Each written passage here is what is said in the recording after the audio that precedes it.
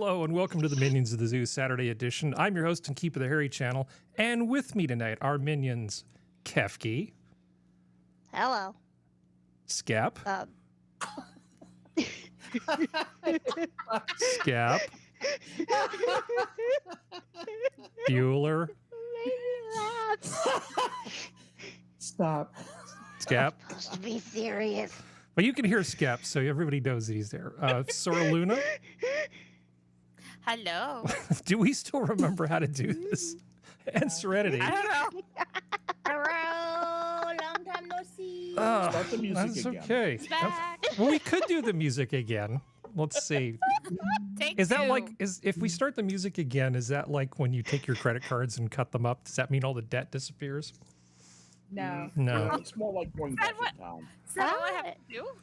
Yeah, you just cut them Yeah. up and just gone. Oh, that's great. Yeah. I need a credit card now. Yeah. You could repeat all the events that you went through, and all the molecules went in all the same places with all the same energy. Wouldn't that be the same as going back in time? Yes, it would. So going back in time is possible. Harry, I Completely. hate yeah. to do this to you right now, but I didn't get to say it before you hit the button. To me at least, you're a little quieter than everybody else. I am? To me, you are. I don't Well, know. you if know I'm what? hearing you right. We have technology. I can just slide this little slider. How's that? There we go. Okay. Okay, cool. Uh oh. But, And we just but skipped for voice. Yeah. It'll all work itself out. Okay. Anyway, Anyway, who did we just lose? Did we just lose somebody? Kefki. Oh, Oh no. no. Well, she'll be back. It's just Yeah. Tennessee. You guys can compare notes on Tennessee internet versus West Virginia internet versus It's bad when Vancouver mine's internet. better. Yeah. Yeah. So speaking of the internet, I called up AT&T.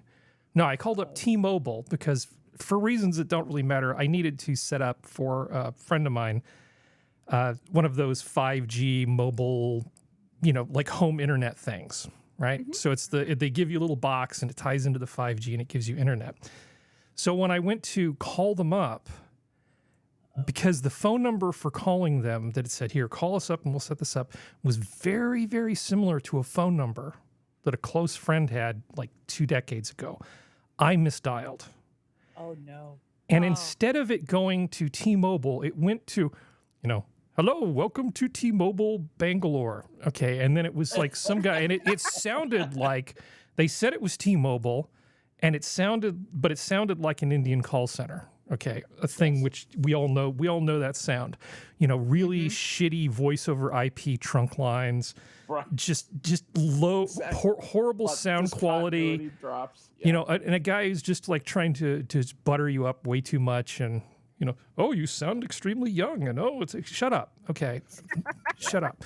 So this guy was doing the thing with me, and I'm like, okay, fine. And I started to get really suspicious, and then he's like, oh, congratulations, you are the 25th caller with the top question, and we've got a $100 gift card for you. All you have to do is give us some information.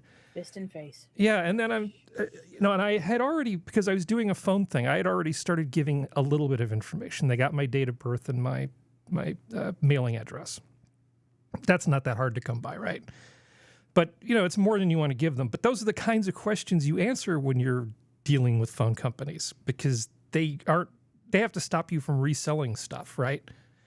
So I screwed myself up, and then when he wanted like a credit card to mail me this gift thing, I'm like, okay, this sounds really suspicious. And then I look at my phone and I go, what number did I dial? And then I look at the thing, oh, it was just one digit was off by one. That's all it was. That's how they get you. Yeah. So I finally talked to T-Mobile and I said, I know you're not like liable for this, but these people are causing you reputational damage. If I call and try to report this number, nobody's going to do anything. If you call, you'll have it shut down in 5 minutes. Just shut these people down. Seriously, because they're just parked on this number that's one digit off from yours, trying to scam people.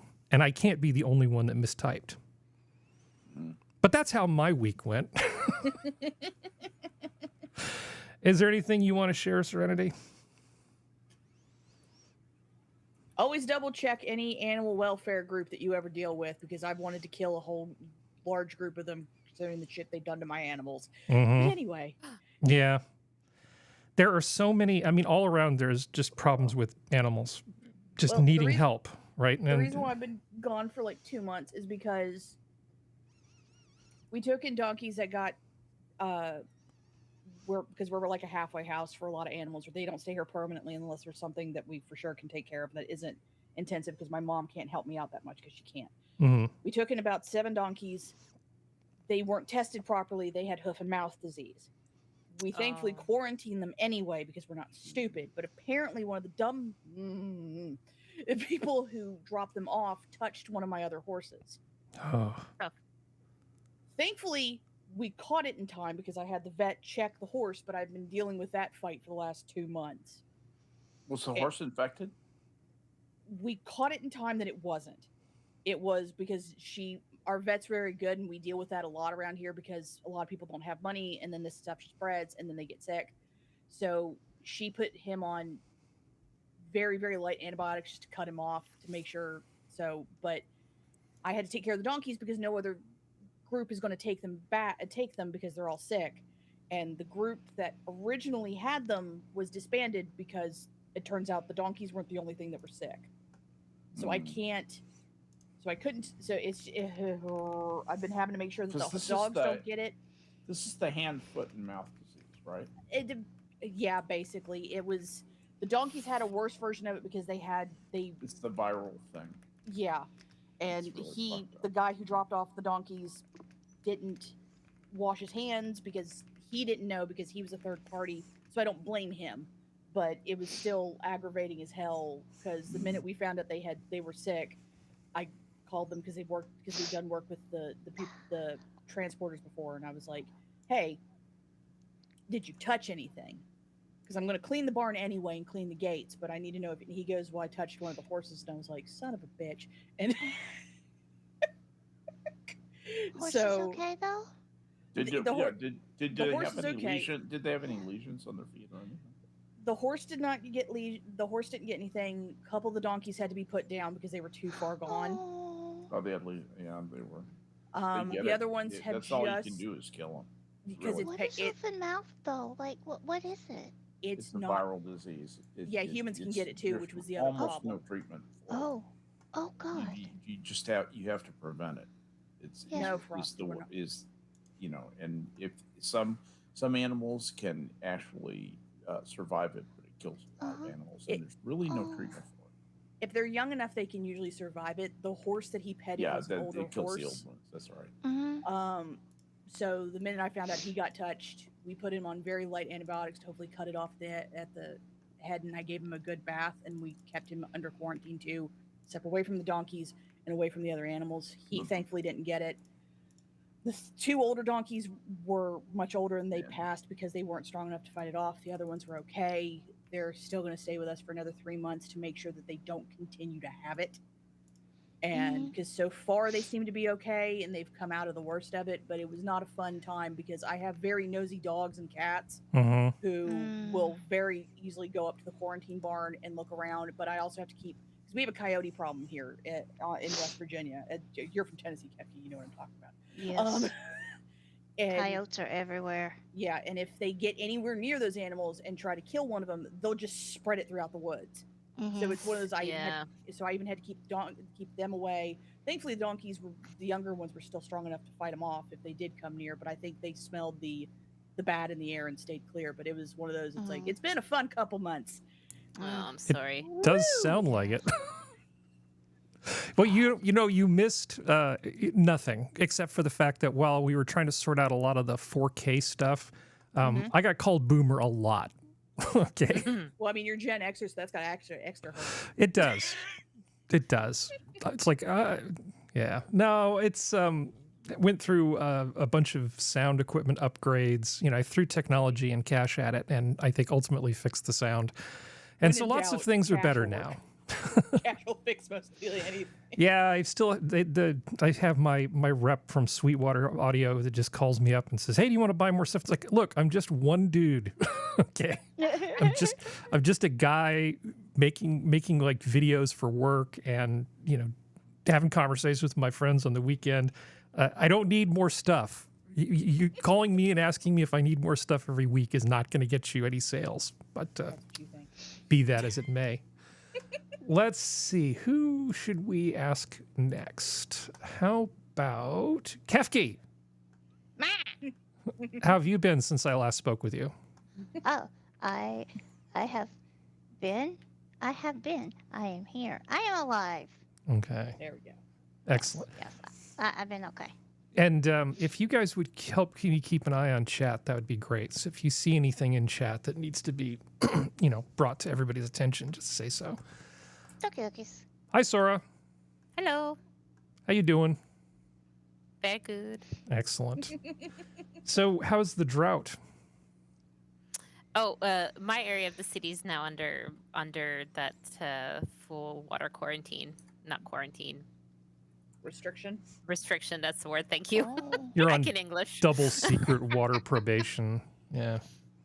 Yeah. Oh, and they're starting to roll out fines. So it's like 500 to 2,000, depending on, I guess, the area of the city, and how bad you contravened the restriction, I guess. Mm-hmm. Yeah.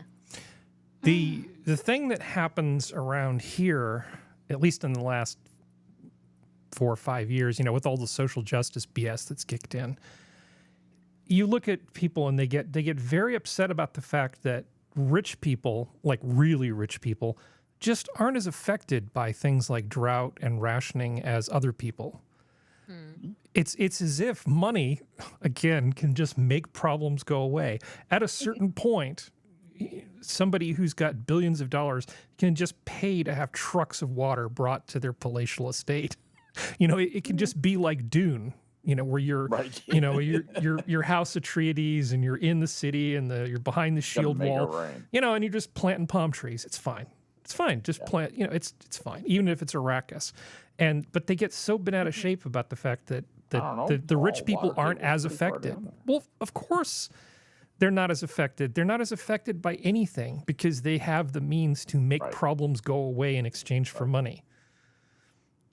So what else is new? So that's something for you to look forward to. Is it's probably just a matter of microseconds before the first story comes out about we're all trying to do our part for the drought, but you know, these rich entitled douchebags don't seem to. Oh, it's already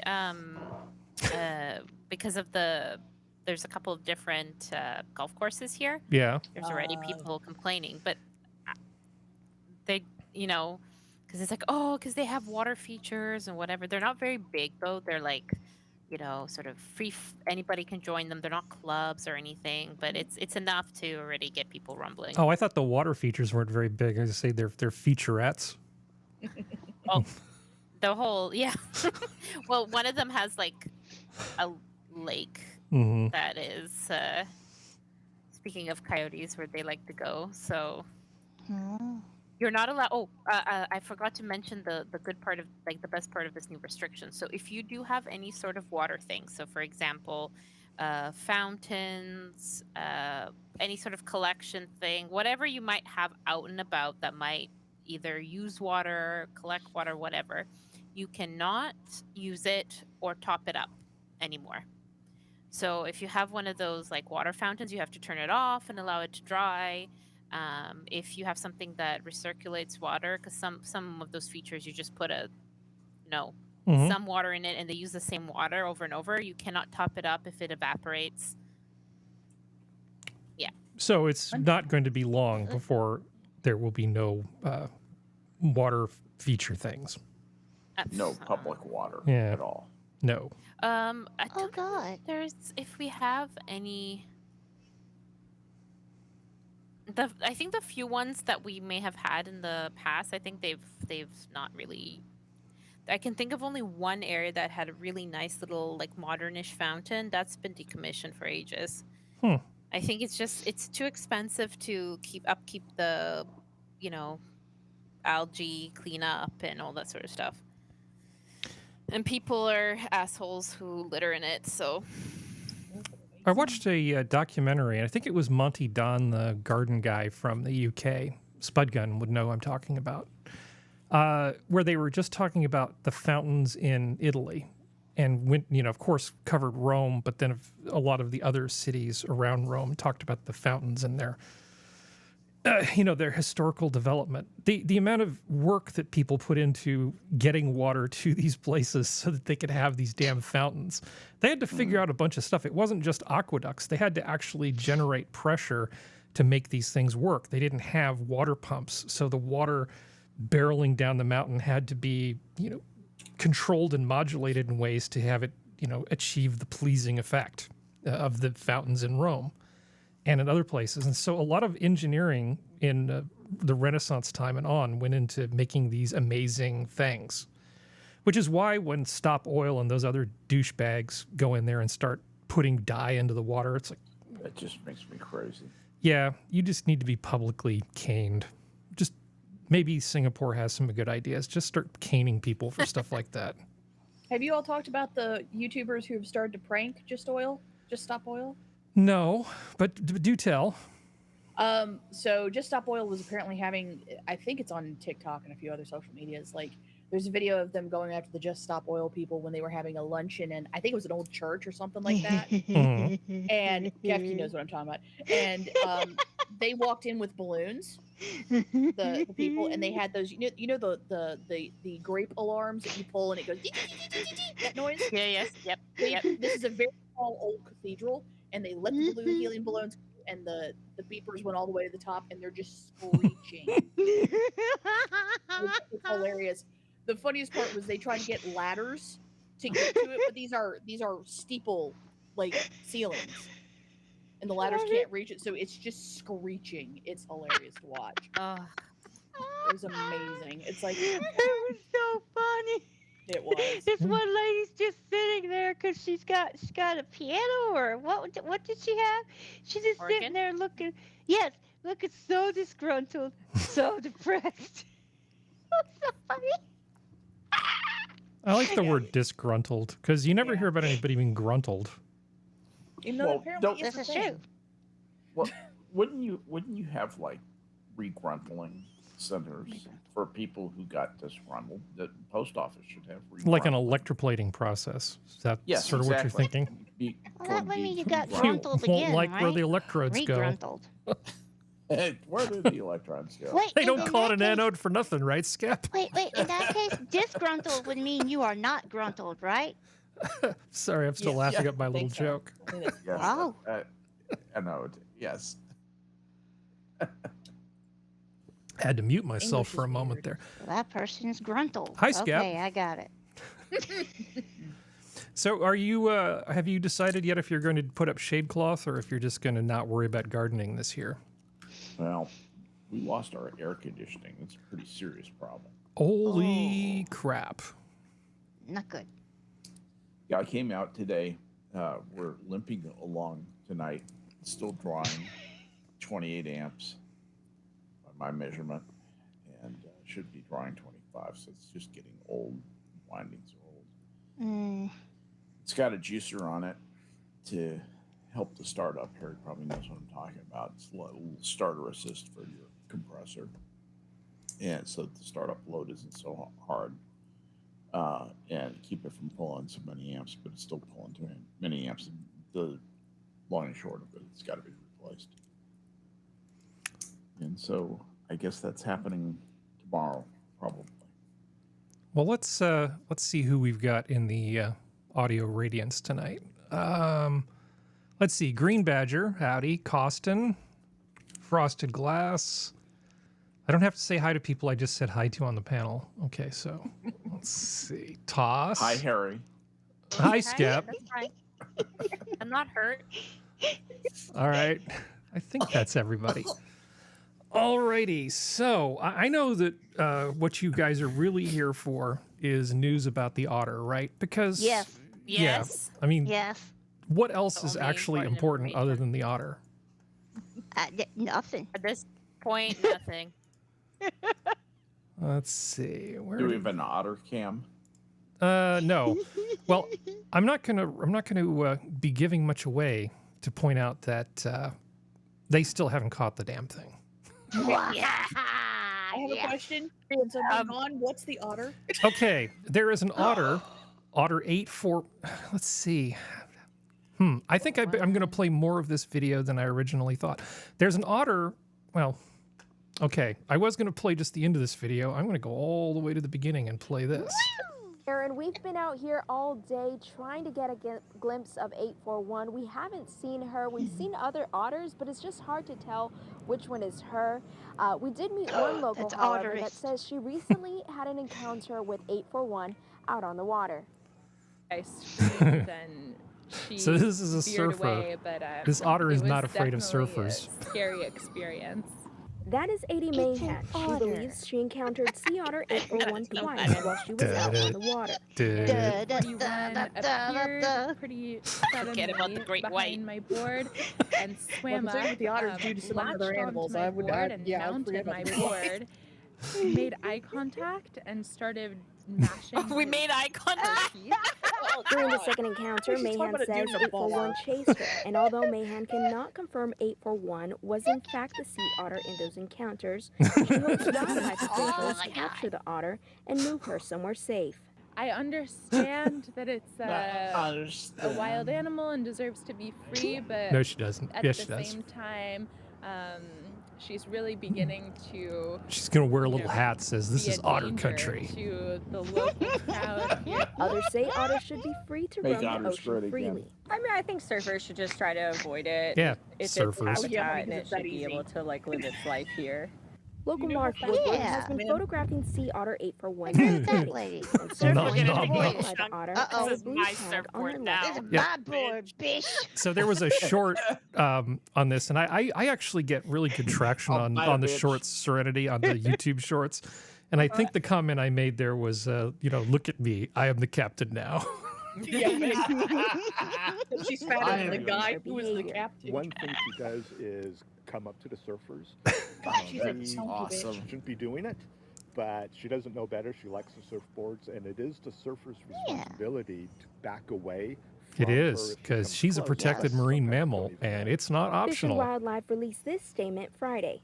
Efforts to catch 841 have been slow due to ocean conditions, and that 841 Yeah, is ocean simply conditions. avoiding You mean the capture. condition that it's And in the while ocean wildlife and it's officials try adapted to to it and find and you're not? capture the otter, people here have already teamed up to support 841. We're pro otter and Read the condition that's in the ocean. That was funny. Aw. Now, we reached out to Fish and Wildlife for the last recorded location of the sea otter, but they did not get back to us in time. Yeah, funny that. So yes, there's an otter in Santa Cruz that's been commandeering surfboards and camping on them and just generally causing a fair amount of havoc. And By the it's way- Otter 841, which is, now that it has a name, it turns out that the otter's mom had similar behavior. Oh, goody. They Yeah. know it's mom? Yeah. That's kind of If, cool. if she's got a number, that means they have her entire lineage tagged. Well, mom was misbehaving, so she ended up at the, I think it was some otter rescue thing. I don't remember if it was associated with the Monterey Bay Aquarium, but I think it was I've the got- Monterey Bay Aquarium associated Yeah, thing. That's a live cam into the Monterey Bay Aquarium otter that I'm sharing right now. That's actually a live webcam looking at otters in the Monterey Bay Aquarium. Oh my god. Which is true. send me Which receipt. in Star Trek 4 they build as the Cetacean Institute just for fun, that little Star Trek trivia. But yeah, so since I'm in Central California, I figure this has got to be my story. So just like Greg Gutfeld was going to cover that shop teacher with the fake boobs in Canada until the story was dead, I'm going to talk about Otter 841 until the story's over. Do what I you gotta support do, you in do this. what you gotta do. this is Infinitely my better story. This is my story.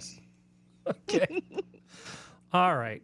Onward and upward. We have so much stuff. Now, I don't want to rehash the whole Trump election thing because I'm sure that it's been talked to death by everybody else, right? But there was this one piece here which Former President Trump Donald burning Trump's through campaign donor finance cash filings amid show that legal he's troubles. burning through millions of dollars in donations by paying off his legal bills as he faces multiple investigations. Filings show that while Trump raised more than $50 million through the first half of the year through various political committees, he spent as much as $40 million on legal fees as the Yeah, that's how lawfare works. Part of the reason... How do they know it's 40 million exactly? How do they know the number? Because they disclosed it in the expenses for the campaign. So that's part of why they have what are called anti-slap laws to stop people. Because if you want to crush somebody and you've got a bunch of money and they don't, not only can you truck in water, but you can also just sue people and make their life extremely expensive. Because normal people, you know, but even if you're not, you know, John Q. Public, there are people who are somehow upset with Trump because he's spending money to defend himself. Now, whatever your position is on Trump, whether he's a deeply flawed individual or the greatest president ever, you know, doesn't really matter. The idea that he shouldn't spend money to defend himself as part of his campaign seems on the face of it really dumb. Well, also, like, if the donors aren't complaining, then it doesn't matter. Yeah. Because that's the thing, because it's the donors' money. If the donors want to complain about it, that's their choice. If the donors aren't complaining, I don't give an F what the Hill says. He has to do this to have a successful campaign. He has to defend himself. Yeah. It's like Serenity said, if the donors are not complaining, ain't nobody's business. Yeah. You know? Well, I mean, it is a federal election law. There's a bunch of restrictions on things. Not nearly enough, mind you. Not enough to stop various people in the squad from hiring family members to do things for a lot of money. It's like, unless he's breaking like campaign fund laws that have been there since before he ran for president, and the donors don't have a problem with it, whoopty friggin' do. Yeah, as far as I know, there's no Hill. issue, but the Hill was short on things to talk about today because I guess there haven't been any new UFO disclosures. So, and apparently Brett Samuels can't afford to get a half decent mic or haircut or dress properly. But anyway, I'm gonna watch Daughters. Oh, sorry. Poor guy. He did not sign up for having you know, us with our handful of viewers, you know, make fun of his clothes. I'm going to be a jerkwad. It's like the late night people who, like, you have sound guys. Like, why don't you have like a lav mic you can get off Amazon for like $60? Like, yeah. Why is your sound crap? Well, because you're using an iPhone. He's in TV, not radio, so you don't have to care about, you know, microphones are for squares, man. Apparently. Yeah. I like microphones. I do too. All right. It's just that okay. annoys me. So I actually have something which I consider to be good news, and it makes me happy because we have talked about nuclear power forever and how awesome it is and modular reactors and all the things that are going to happen. Guess what? A new nuclear power plant has actually come online. The first newly constructed nuclear plant in over 30 years is a 1 gigawatt unit. You know, not the biggest, but not the smallest. I did a little bit of digging into this thing. It turns out it is a it's one of the new Westinghouse Generation 3 Plus reactors. Oh, it's a Gen 3. That's what I was about to ask if it was Gen a Gen 3 4 or not. Plus. So it's actually sort of straddling the line between 3 and 4. So they've got, you know, here's the picture of the reactor units. Let me just make this a little bigger here. And you can see the cooling towers in the background. That's for units 1 and 2. Units 3 and 4, which are going in, and 3, which just came online, is this guy. It's modular, largely self-contained, effectively cannot melt down. And they were able to, you know, put this thing together a lot faster than they would have if they were trying to build anything like units 1 and 2. So unit 4 isn't online yet. This is in Georgia. So this takes the thing from navel gazing to an actual thing that's actually making power for real people. This is a huge. I think this is a milestone and a pretty significant one. What is so the Twitter thing that you had posted up, because I'm not calling it X. It said 500,000 homes and businesses. Is that with just reactors 1, 2, and 3 on, or is that what it's projected to do? That's once they get just 4 reactor on? 3. By itself? 500,000 customers just from that one reactor. Nice. Yeah, and there's Unit 4s coming online too. Yay. It's as if you could just dig magic rocks up out of the ground, arrange them in a pleasing pattern, and power just comes out the other end. Now that's a bit of an oversimplification, but why wouldn't you want to do that? Is the Gen 3+ ones, is it the one where it has a specific type of rod and then it depletes down to another type, but they can still use that for power, and then it depletes down into stuff they have to get rid of? I only know about the passive safety features in it. I'm not sure. I don't know if this has a particularly novel fuel cycle to it, so it's not like a thorium or molten salt reactor type of arrangement. I mean, we don't want molten salt. Well, no, we do want molten salt. It's graphite we don't want. Sorry. Oh, yeah, we do not. Yeah, let's not use a moderator that catches a real fire. Bad idea. Yeah. Oh, it's Chernobyl. Yeah. So it's an AP1000 Westinghouse reactor, and we're going to be seeing a lot more of these. There are currently orders out from other countries for these, including Ukraine, United Kingdom. I think Poland is in here. There's Poland. So well, Ukraine needs to get rid of that old reactor anyway. But. Ukraine needs to do a lot of things, but that's another story for another time. I thought this qualified as good news because it's so tiresome to talk about this crap, and kind of as we just sort of slowly approach something good. Well, the day has arrived. Something good has actually happened. It's not just navel gazing anymore. So I like this. All right. Is there any more orders for these type in the States? Not that I'm aware of. Darn it. Yeah, there's actually a PUC, or Public Utilities Commission meeting that I got one of those digital invites to. I'm debating showing up and just talking about, because it actually concerns Diablo Canyon, keeping the reactor that we have here running. Because there are people that want to just shut it off, even though it's got decades of useful lifespan left in it. And I think that's stupid. So I might have to actually show up IRL. Do it, Harry. Yeah. Get sassy. All right. You're being awfully quiet, Skep. Is this just so obviously good you don't need to say anything? No, I am not needed. Okay. I am not required. Okay. Well, let's see. What's a good next thing? Oh, well, there's really no nice way to get into this next one. Paul Rubens, actor best known as Pee Wee Herman, dies at 70. Wait, no. Yeah. Oh God. Yeah, he did. So the thing about Paul Rubens, probably a little backstory for the younger folks here. Many people know about Pee Wee's Playhouse, right? And many people have probably seen some of the movies that he was in. He ended up, since he was effectively making a children's show, when you're making a children's show, certain things that wouldn't be an issue if you were doing any other job can sometimes come back and become a huge issue. He went to, shall we say, an adult theater and was caught self-pleasuring himself in an adult theater. Now, he's a grown-ass adult. He went to a grown theater, decided to blow off have a little me time while watching a movie called Nurse Nancy. Okay. And this would have not been a big deal for anybody else.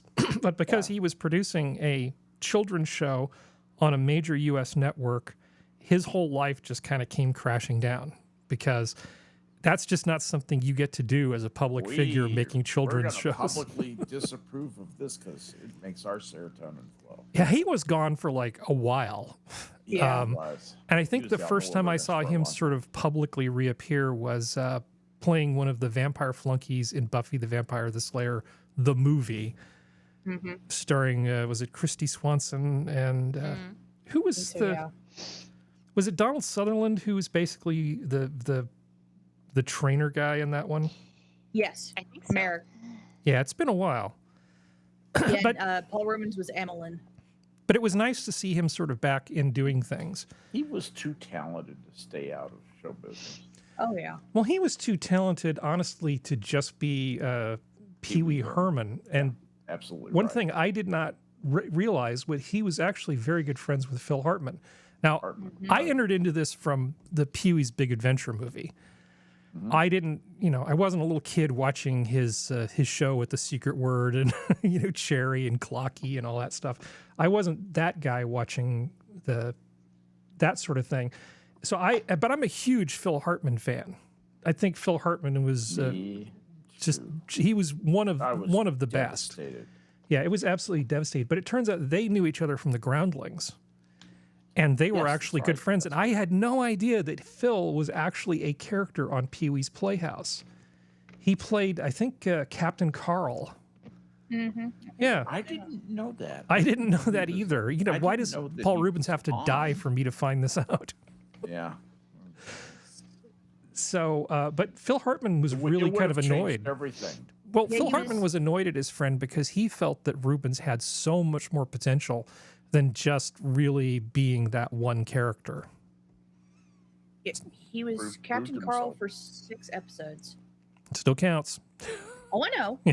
It was only in the first season, though, too. Well, Lawrence Fishburne was on there as well as. Oh, yeah, I remember Lawrence. He's hard to forget. Yeah. Cowboy Curtis. Yeah. Cowboy Curtis. But it is kind of sad. On sort of a personal note, I already told you my grandmother had a really weird view of the world, right? Mm. About the show Burn Notice, that she was sure was about a show about a mom who didn't get enough attention from her 2 kids that were always off causing trouble. That was her take on Burn Notice. She thought that Sharon Gless was the protagonist in that. Well, I actually took her, my grandmother and I, by ourselves, went to see Pee-wee's Big Adventure in a theater. This is not a thing we would normally do, but I thought this will actually work. So I took my grandmother to see Pee-wee's Big Adventure.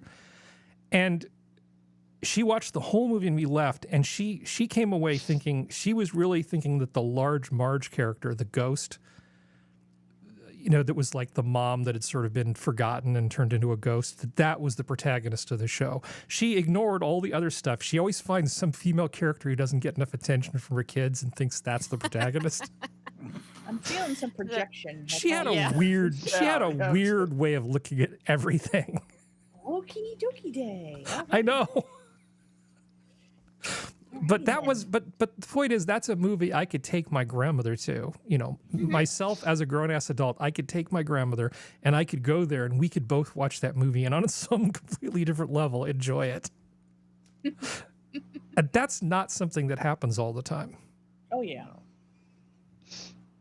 So, to my mind, it's actually pretty damn sad. Yeah. You know, another person dying way too early of cancer. Yeah. Yeah. Oh, he had cancer? Yeah. He was hiding it. I think that was in the article, was that he had been fighting it for a little while.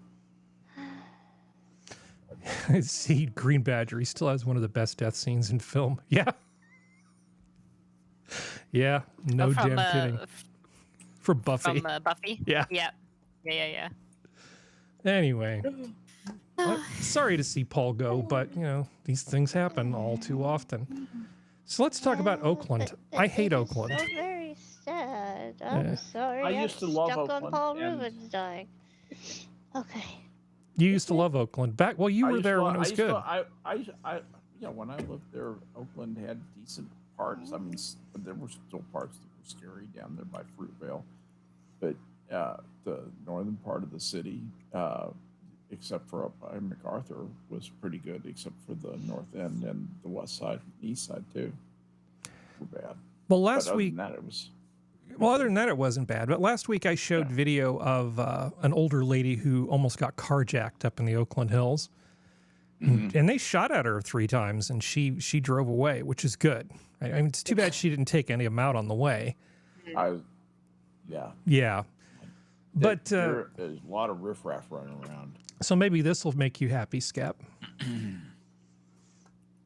And Julie, she kept calm and reacted strategically. 75-year-old Oakland woman shoots at home invaders. She grabbed her gun and fired a single shot, only to come under fire herself.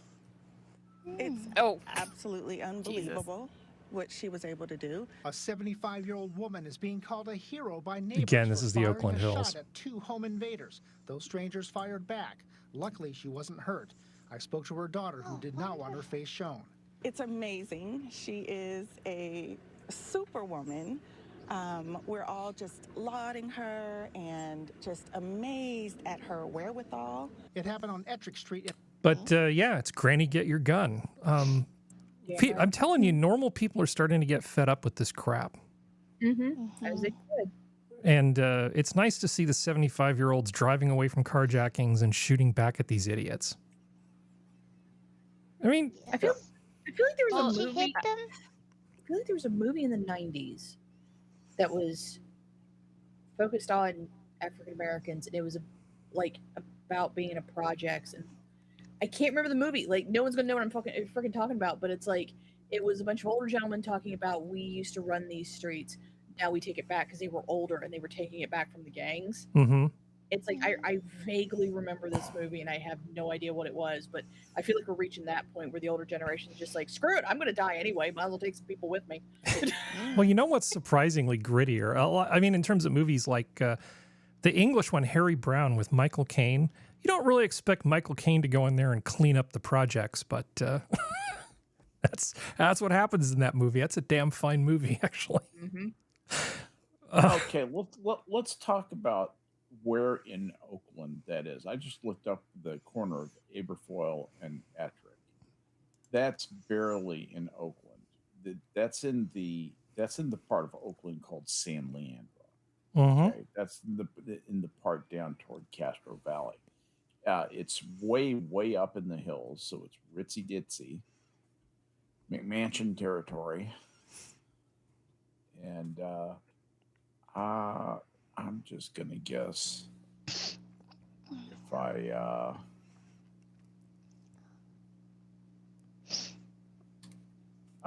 would bet that those homes started about $1 million. I would bet they started about $2 million. I think $1 million, you'd be lucky to find a fixer-upper for $1 million in the neighborhood. She's over by the highway. You might be right. But the people, well, after you burn down your part of the town and drive all the businesses out, the Walmarts and the Walgreens, and all those people leave, at some point you have to start looking for bread in other places, like 75-year-old women that are within easy driving distance up in the hills, because she's got insurance, exactly right? What they did. That's exactly what they did, and they didn't really. And even if it is California, the fact is that you don't know if somebody didn't lose their guns in a fishing accident, and the fact that you don't know if you're going to potentially get shot at, that has a real chilling effect on hot break-ins. If you were to actually disarm everybody in California, all the law-abiding people, it would just be open season. Anyway, I don't want to get dark on that, but I'm very happy that we have a Second Amendment, and I'm happy that this woman defended her territory. Now, for contrast purposes, because I never come with just one thing.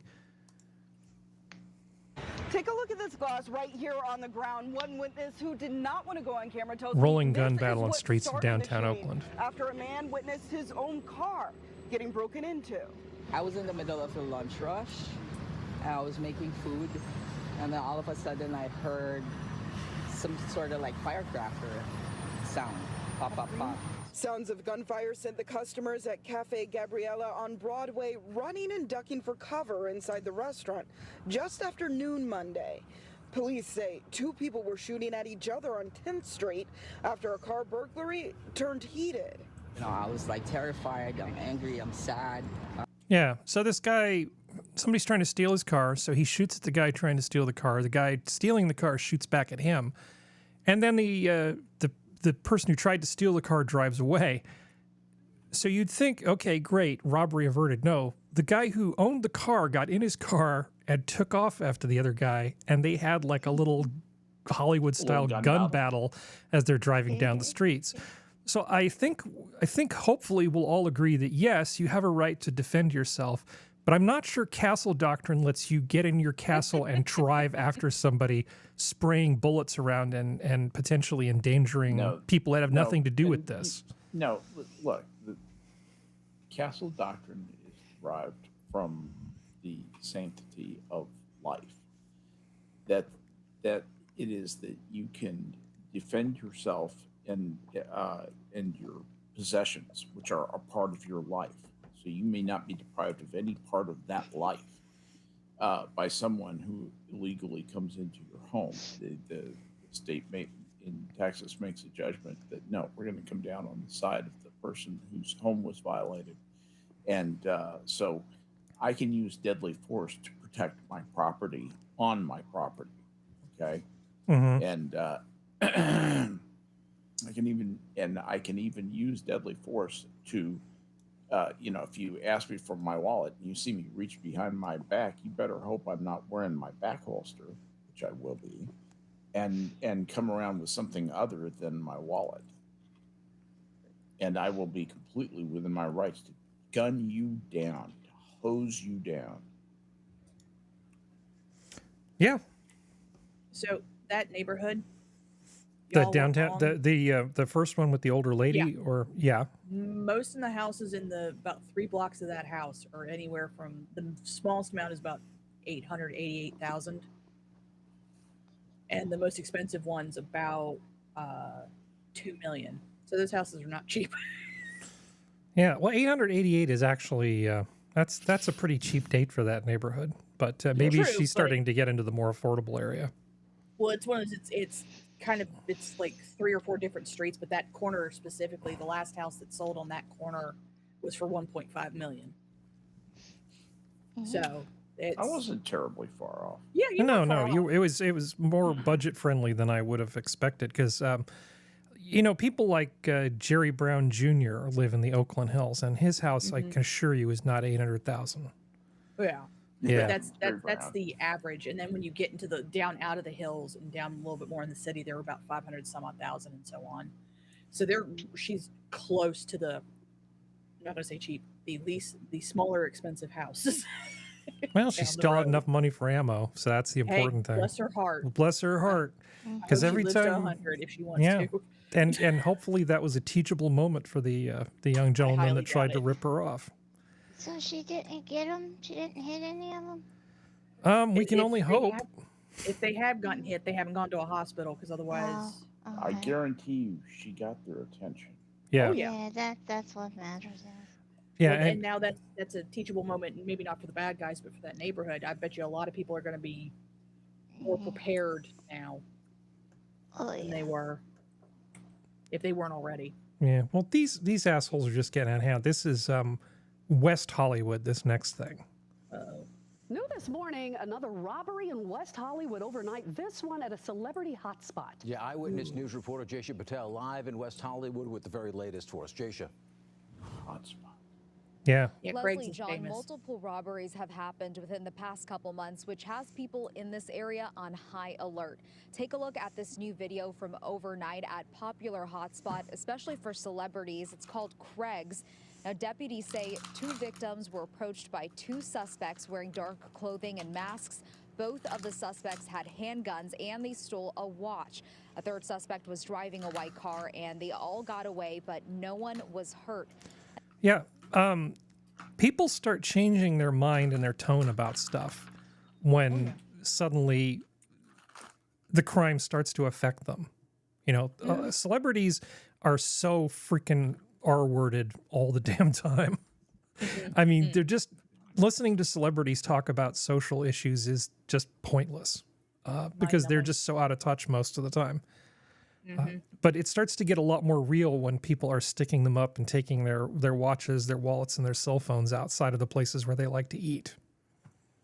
Well, I mean, and Craig's is a big spot for paparazzi too. So it's one of those things where it's like, that's where you go to get seen, to be in the pages. So this way you can get your name out there. So this is mid and upper level celebrities, depending on if they have to try to like save face or change their image or have to get it's that kind of stuff. So this is, they don't want Craig's to go away. Let me put it that way. So this is going to be, I think security will start showing up, much better security for that kind of place and so on and so forth. It shouldn't have to, but. Well, there's another story, but I have to be really incredibly careful about how I talk about this next one because I will get our channel nuked into the sun if I try to show this video. Now, in Stockton, there was a 7-Eleven. I don't know, maybe some of you have already seen footage from this.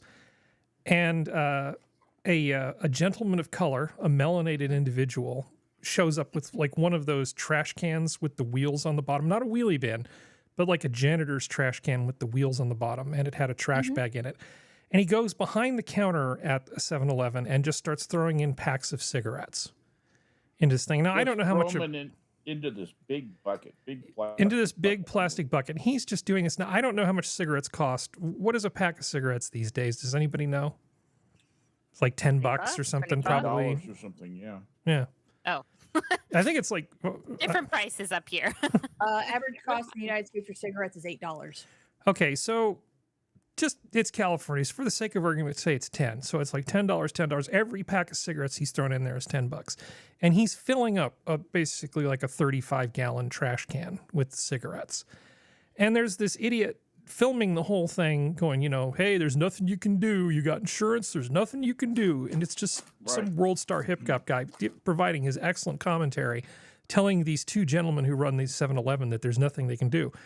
Well, I think this guy made a poor choice, because that turban on top of that guy's head is because he was a Sikh. Oh no! And he had his friend there with him. The fuck out of you. There is a reason why the English hired the Sikhs to do security in their Chinese settlements. Those guys are badass. And they're calm and sweet and nice until you piss them off, and then they're lovely people, but maybe don't try to don't try to hurt them, don't try to take advantage of them. Yeah. So these guys basically grabbed this guy, and then one of them had sort of a broomstick, and he just started caning this guy with the broomstick until he gave up. I mean, one guy had him sort of in a headlock, and the other guy's just, you know, I mean, he's not breaking any bones or something, but you know that's got to hurt. Speaking of teachable moment. I promise you that hurt. That hurt like hell, because he was whooping that guy. Oh my God. Well, I don't think it was a 2x4. It was more like a hefty broomstick. It was kind of. It looked like it was a board. It looked like it was. It might have been a 1x1. It could have been a clue-by-4, but I'm not sure. I'm not entirely sure what it was, but it wasn't. He wasn't breaking any bones, but he was definitely sending a strong message to this guy that this was not acceptable behavior. You could just hear the impact on the guy's leg. You know, because he's just going to have like bone bruises on his shins. It's not going to be fun for him. As he should. Yeah, Minions of the Zoo does not endorse violence. However, splints that last for 6 months. We do endorse the ramifications of F around and find out. But that's what we do. I mean, we're talking about a lot of money. This guy was stealing a lot of money from these people. We support Dr. Darwin's programs. Yeah, all of them. And the funny thing is, they covered it on Gutfeld. They've covered it on a few different things in the last 24 hours. And the audiences, people are just like, I know I'm not supposed to clap, but, you know, bravo, chef's kiss. Yes. This is as good as he gets. It's because people are fed up. I mean, I don't like violence. I don't like watching people get hurt, but I also don't like watching people go in and destroy people's livelihoods over and over again. Because you know what happens to the insurance rates if they file a claim for the $1,000 of cigarettes that guy was stealing or more? Well, that's crazy. I mean, he's costing them. They might potentially have to close that store down if it gets to be too expensive. I'm not kidding. Their insurance, or they might not even be able to get insurance. We actually had exactly this happen this week. A local coffee chain location closed down its. I don't know if it was its original location or just one of the more older locations in a really old building in an area of town, and that's like unfortunately kind of let to sort of wither away. And they basically the owner, he's like, I have replaced this shattered windows hundreds of times at $1,200 to $1,500 a piece. They are dealing with people who are physically and verbally assaulting the staff that work there. All sorts of gross things happening in the bathrooms, even though it's not open to the public, you know, all sorts of stuff. And it got to a point where exactly the same thing. They can't afford the insurance to stay there, let alone hazard pay for employees and all that sort of stuff. So they've decided to close. Yeah. For no other reason. It's not even like for here. Usually you hear place closes because they can't afford the rent or lease or anything because everything's going up. Nope. This was purely because of crime and nobody doing anything. There's no consequences and all that sort of stuff for the people who do anything, because unlike, you know, for us here, the issue is more, you mental health as an issue of not wanting to touch people who commit crimes, but it's the same thing. You get to a point where you have so much, any sort of crime over and over and over again, you can't have any sort of business. What are you going to do? Well, customers won't show up. Not only can you not No. protect your employees, but at a certain point, customers stop showing up. I was talking to a friend recently. My friend wants to go to Portland. Now, I understand that Powell's is one of the best bookstores in the world. I understand the appeal, and I'm sure that within a 3-block radius of Powell's, things are pretty okay. But Portland there was the story, I guess it was a doctor who was assaulted and tried to get help, and it was 30 minutes before anybody showed up to help her after she, was she got a metal water bottle thrown at her head. Yeah, I mean, she ended up taking kind of a head wound from it, and she needed assistance. And it was 30 minutes before. Eventually, I think she had to just sort of leave on her own. And their police department is massively understaffed because they treated their police like shit during the summer of 2000. When all the mostly peaceful protests were going on, and lo and behold, they can't fill their vacancies now. Everybody who could retire just got the hell out of it, because why would you want to be in law enforcement in Portland? Yeah, when you could just go to some other town that actually wants you. So, is it safe to go to Portland? Well, I don't know. Maybe if you go by armored car to Powell's and then you buy your stuff and leave, but certainly not going to want to walk around. There's a reason why Walmart's leaving, REI's leaving. I mean, REI's leaving downtown Portland, and it's largely crime, because the crime is making it hard for the employees, and it's also keeping tourists away. So the tourists are avoiding Portland, and maybe I'm the bad guy for running around saying, no, you shouldn't go to Portland. Maybe it's really not that bad. The only way to really know for sure is to go there and get mugged and then call the police and find it and count how long it takes for them to show up. What it hurts is a lot of the tourist trade up the Columbia River. Yeah. Portland is the traditional gateway to the Columbia, and all the way up through like where White Salmon is, and all the beautiful area of the Columbia is heavily touristed, heavily dependent on tourist traffic, and Portland is the destination of choice, for all these fishermen, crazy fishermen, come up and just, blanket the place. And that's hurt them. Well, you can fly into Portland and not go to downtown Portland. That's actually not hard to do. It's the airport is far enough away that essentially you can go to Portland without going to Portland. Much like my experience in Texas was I once stopped at the airport and didn't get off the plane at where was it? I forget. I was tempted to try the Dickey's barbecue, but didn't happen. I've since had Dickey's barbecue, and I did not like it. Dickey's is mediocre. It's painfully mediocre. Dickey's barbecue is like airplane food barbecue. Yeah, no, airplane, not airport. Airplane. Yes, airplane. You're absolutely. They keep it like in a steam table. When you I ordered a hot link from them, and they pulled this thing out of a steam table that was wrapped in saran wrap, and then when you plop it down on the plate, there's just like water, gelatinous goo. Yeah. No, just like, I don't want wet, damp hot links. That's not. What the hell? Giggity. What are you steaming the old link? No. No. If you're there's 5 or 6 places I'd send you to barbecue, and I would never send anybody to Dickey's or any of the chain barbecues. Really, they're all. There's a couple that are okay, but we have Angelo's in Fort Worth. Get your barbecue there. It's so easy for me to go to a part of Texas that you're not in. Essentially, because of the semiconductor business, there are direct flights going from San Jose to Austin several times a day. Yep. I mean, other than the fact that I don't feel like getting probed by TSA, I could show up at the airport in the morning, go to Austin, stop at a couple barbecue places, gain about 20 pounds, and then roll my ass back onto a plane and be home and in bed if I wanted to.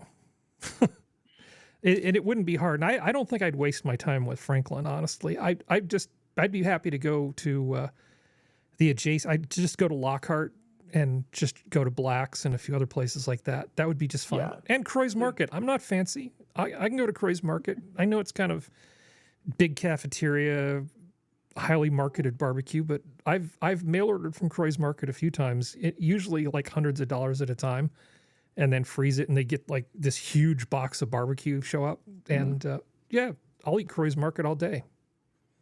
Sorry, what were we talking about? There's a lot of good barbecue. Crime. A lot of good barbecue in Texas. I apologize. And then this happened.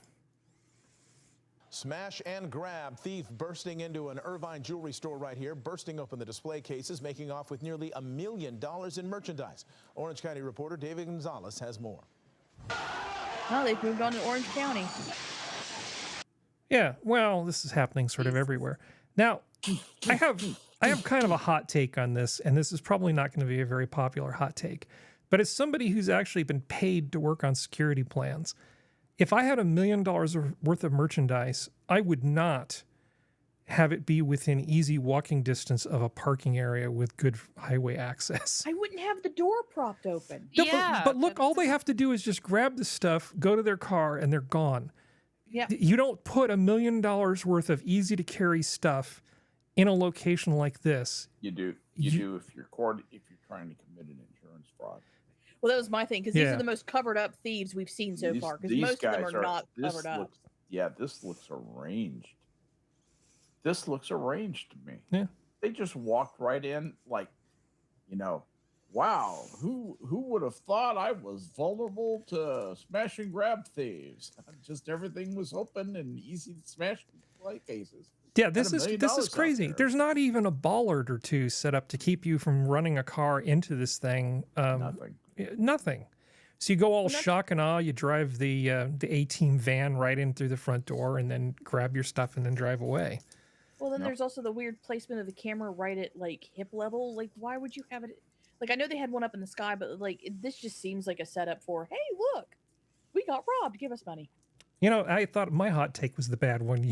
I hadn't even thought about it, sort of insurance fraud.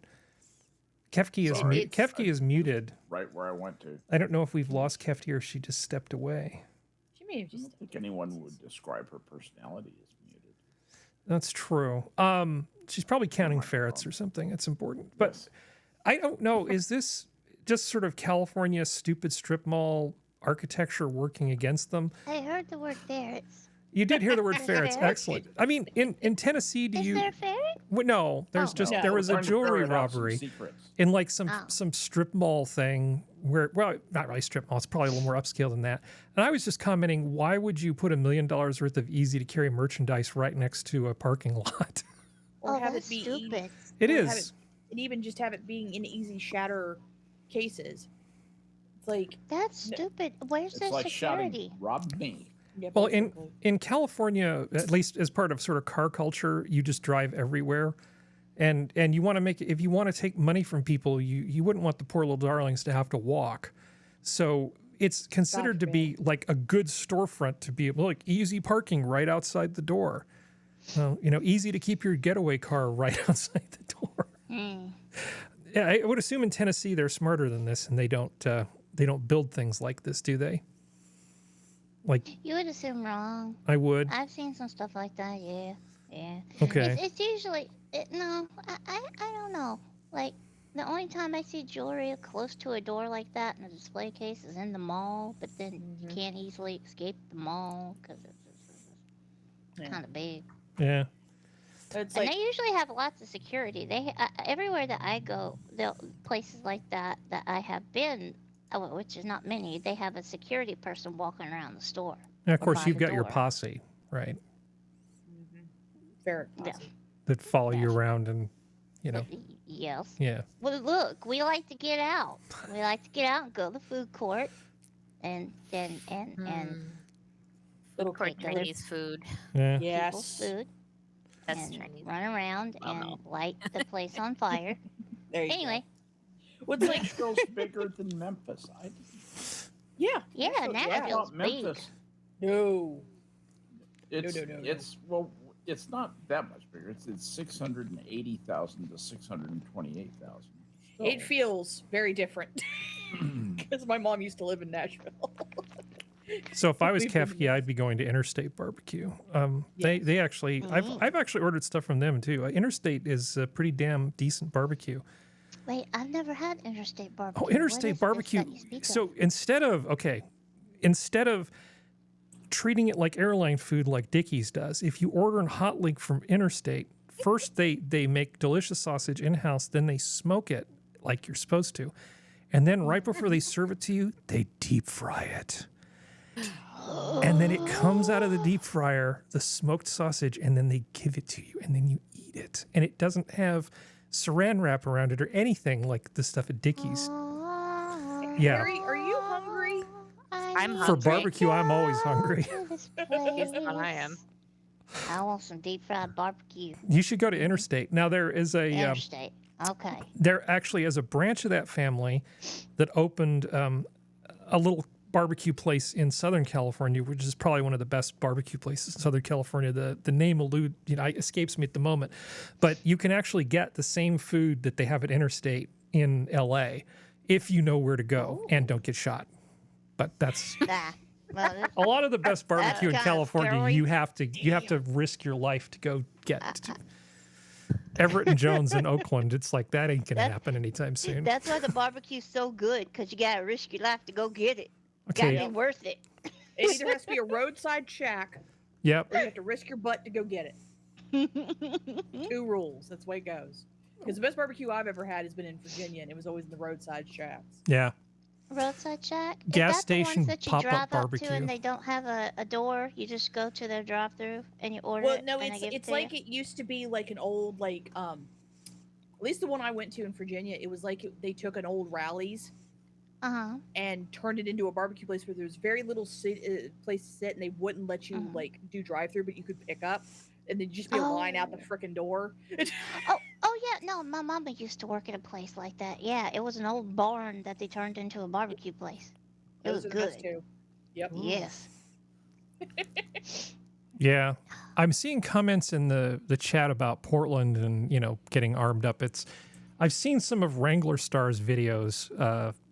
Not sure what to make of his current mental state. Honestly, we've talked about him in some past shows, but like, yeah, when going to PDX, this is what you need to do. he's going There's an full entire Mad account. Max. There's an entire account on at least on both YouTube Shorts and Instagram Reels, because I refuse to get TikTok. Yeah. That it's just this woman who talks. She drives around and shows like all the homeless encampments, talks about the stuff going on and everything like that. So I've seen some of it, but at the same time, it's like I had a friend who recently went to Portland for a business meeting and she didn't see anything. So it's like, a lot of it just seems like it's a mixture of timing and the specific neighborhood you end up in sometimes. But Yeah, I think they're carefully keeping it. It's a little bit of a, what is it, a Potemkin village, Skep? Mm-hmm. Yes. Yeah. Look at how Just well for stocked show. these grocery shelves are. These citizens seem very happy as they go about their prosperous lives in the workers' paradise in modern 1955 Russia. I, Nikita Khrushchev, am telling you, Richard Nixon, that you will live under communism. Ha ha ha. Bwah. Yeah. Well, it's You like, will sell us the rope we hang you with. No. and then they No, sold I- us the plutonium, the titanium we made a spy plane out of. Yeah. Luckily, we have our own plutonium. Thank you, Robert Gosh, how about- Oppenheimer. Yeah, really. Oh man, I much like the Big Bang Theory, it just causes a lot of nerd rage. I can't Watch Oppenheimer. I can't watch that. I don't think I could get through Oppenheimer without becoming nerd rage on multiple fronts. I There- can't do it. I can't What do is it. Oppenheimer? And my dad had an office in at the Sandia Laboratories in New Mexico. It was 2 doors down from Enrico Fermi's office. Yeah, he was the superstar in my opinion. Yeah, he Fermi was a bigger deal. Fermi was basically the secret sauce that he was That's the one what that Dad made says, everything too. work. That's what Dad says too. He said he was really the key to a lot of things. Well, the thing about Oppenheimer Fermi was the publicity stunt. Well, Oppenheimer was like a real deal, but the thing about Fermi is that he was so broadly educated And so inquisitive, he could go from department to department to department in a thing that's compartmentalized, right? Because that's how you handle secrets and big important things. But he could wander around in Henry Farmer because they couldn't put his name down correctly on a lot of the documents because he was actually from an Axis power. But he could go into like talk to the chemists and ask and look at what they're doing and ask them intelligent questions that would lead them to a better solution. And these were Oppenheimer, the people, is one of the persons who created the atomic bomb that we dropped on Japan. Kefki. He's considered to be the father of the A bomb. He was the project head. He was what we would call the technical lead. Yeah. And but he was also the project, kind of the program director. And there was a general who was the Woods putative, Leslie Woods, who was the putative project manager. And the two of them managed to get the job done. Yep. But, Oppenheimer had a lot of help, and Enrico Fermi was absolutely central to the accomplishment. So was Edward Teller for quite a bit of it, especially the early research. Yeah. But yeah, the movies apparently focuses a lot on. Apparently, there's a guy who plays Albert Einstein in the movie, and they focus a lot on Oppenheimer and about how. What's the quote? I brought death to the world, or something like that. He quotes from the Bhagavad Gita. Yeah. And it's like, dude, I don't know if anybody ever, either Christopher Nolan, or Oppenheimer or whoever ever let anybody read what the Japanese were planning. It would have been a lot worse if we'd not done what we did. Yeah, well, that was where stuff that my grandfather was involved in because he was in intelligence during those years, and I've actually spoken with him and his buddies at length during my childhood about this topic, and we don't have time to go into it. The thing about Oppenheimer was there was a show on, I think it was Masterpiece Theater like 30 years ago that was excellent, that just sort of talked about the Manhattan Project long before all the remakes and what are the sexy housewives doing, all this other stuff that they would do, the modern stuff. I just can't take it. The original Masterpiece Theater thing I thought was a lot less bullshit infested. Well, I mean, it's Nolan. Nolan does very good, but if it's anything historical, it's kind of like I love Ridley Scott. I love his filmmaking ability. I think it's amazing. I think it's beautiful, but I also understand that most of it is bull crap. What do you think about Burns? I haven't really watched a lot of Burns. Because it seems like he does a really good job of researching the crap out of something before he makes a movie or a documentary. It's just Ridley Scott style fits more of how my brain works. Nolan's just makes me mad. Oh, it's understood.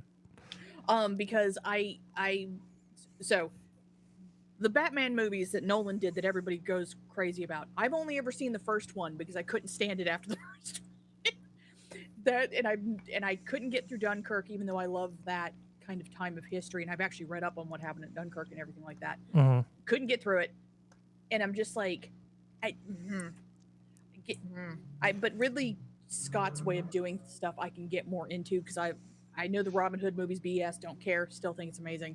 I will watch Napoleon when it comes out because I love the Napoleonic Wars because they're massively interesting.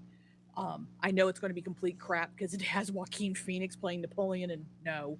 Yeah. Seriously? Yes, it does. And he's Fantastic. Joaquin Okay. Phoenix. They don't even try to make him look like Napoleon does in the portrait. Oh, that's so. Oh God. Okay. All right.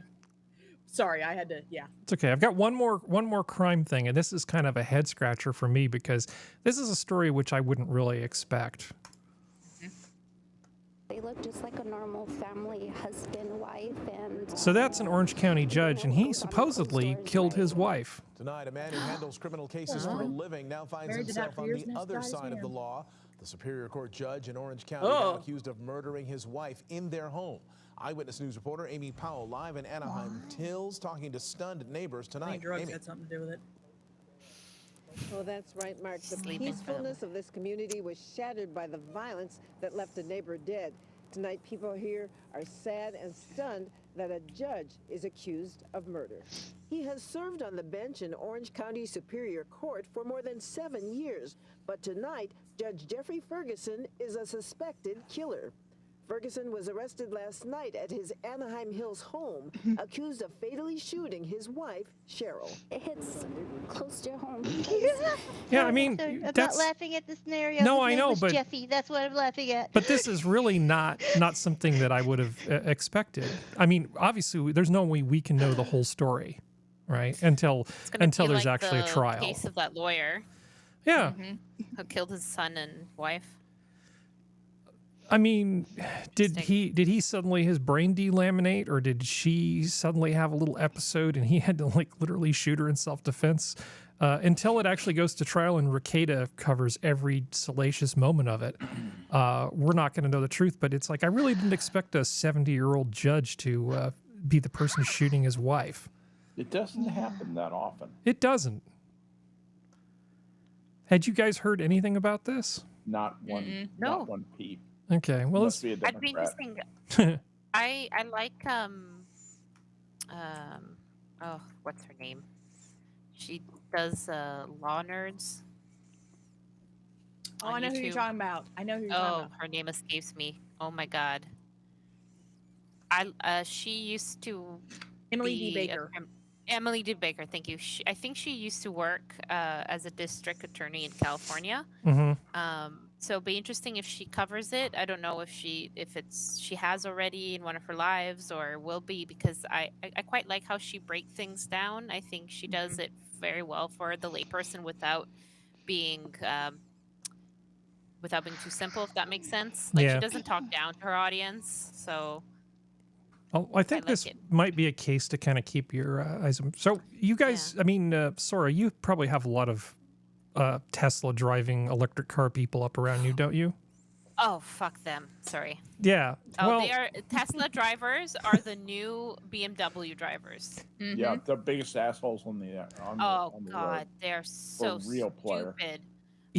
you know what I hate about Tesla cars more than anything is that they have a fat ass.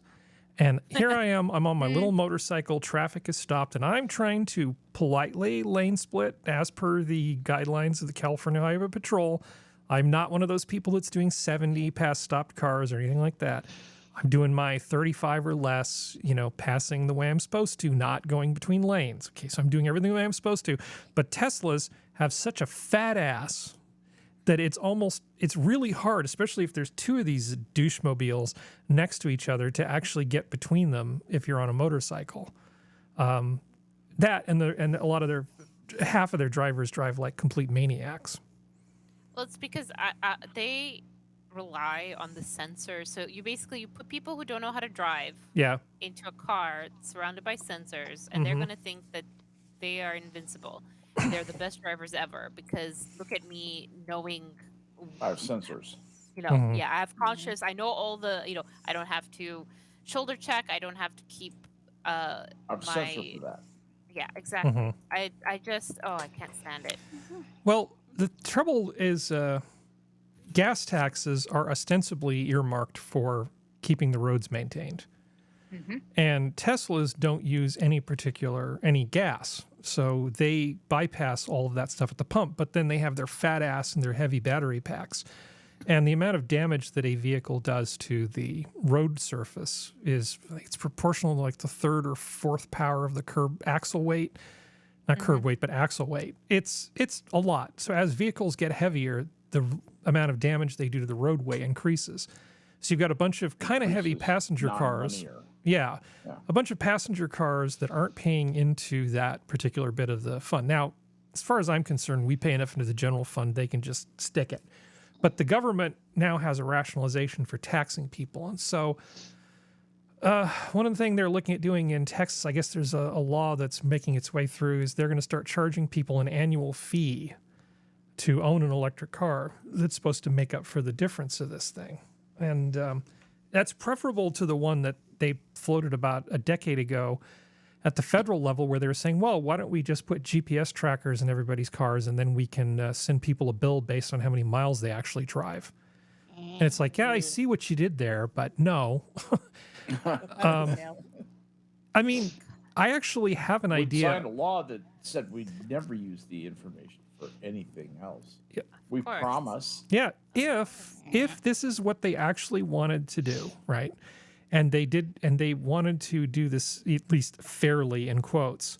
What they could do is that most people who have electric cars have like a special utility plan, like for EV vehicle owners, so that they get cheaper kilowatts at night to charge their car with. Just put a tiny little tax on those kilowatts of like 1 cent a kilowatt or something to essentially replace the gasoline tax. So if you have an EV plan, just put a little utility tax on it. But every state is coming up with their own little way of trying to recoup these lost taxes. And some of them are worse than others. I think Texas's idea of just charging people a flat fee per year of $400 initially and then $200 each year added to your vehicle registration is not the worst plan. But are we at the point where disincentives for electric car buyers are a good idea? I mean, You just do what my state does. Yeah. But you don't have any charging infrastructure. Exactly. So you don't have electric cars. We do, but they're from Ohio. All They're the from EV Ohio. enthusiasts. Yeah. Where are we going to get the lithium and the cobalt and the other rare earth, the yttrium and the other bullshit we have to import because we don't have any? Where are we going to get all that for the generations and generations of batteries? And also, what are we going to do with the old dead batteries? I see a lot of problems ahead for us. People are going to throw those batteries away. Well, there was a company that was in that I saw on, I think it was in Springwise, that is recycling as much of those old batteries as they can. Obviously, you can't recycle everything, but they've come out of nowhere, and I think we talked about it months and months ago, where they were trying to recycle like old hybrid and old electric car batteries that are no longer of use. That is in its infancy as far as Actually, there's a company in Europe that has several facilities now, and they're expanding rapidly, and they're able to commercially. They got some decent tech together. Well, supposedly, I mean, the proof is in the pudding. They're commercially recycling these batteries now, and this is very new. Yeah, it's still very new. How do I you agree find out if they're doing a good job? I don't know. Maybe I'll go on Angie's list, except now it's just called Angie, A-N-G-I, which makes me think, is that like Heart Care? What the hell is it? Why are they rebranding Angie's List? Perfectly good brand. And then rename it Angie, A-N-G-I. Maybe it was in, after the Rolling Stones song, Angie, with the semi-interesting intro on the acoustic guitar usually played by Mick. Yeah, well, maybe she saw the whole Twitter rebranding thing and said, well, here, why don't I do something stupid too? Just like, no, X. Why? Why would you take an identity that's so well developed with the little bird and all this stuff? And anyway, it's not really the issue we're talking about. But yeah, the electric cars, as they become more and more common, are just sort of tearing up roadways, and they're not really paying into the tax fund that repaves the roads and builds them. So how are they going to solve this problem? I mean, I told you what my stupid idea is. I don't know if anybody else has a counter proposal. They lock people in their homes and make them live virtually. Oh yeah, 15-minute cities. Yeah. Yeah, 15 minutes. You can have an electric car, you just can't drive it anywhere. Right, precisely. You drive it once a year. Yeah. Drive it to your vacation. Stay at your vacation hovel for 5 days, and drive it back, and it sits in mothballs till next Wasn't year. it in Minority Report? The movie?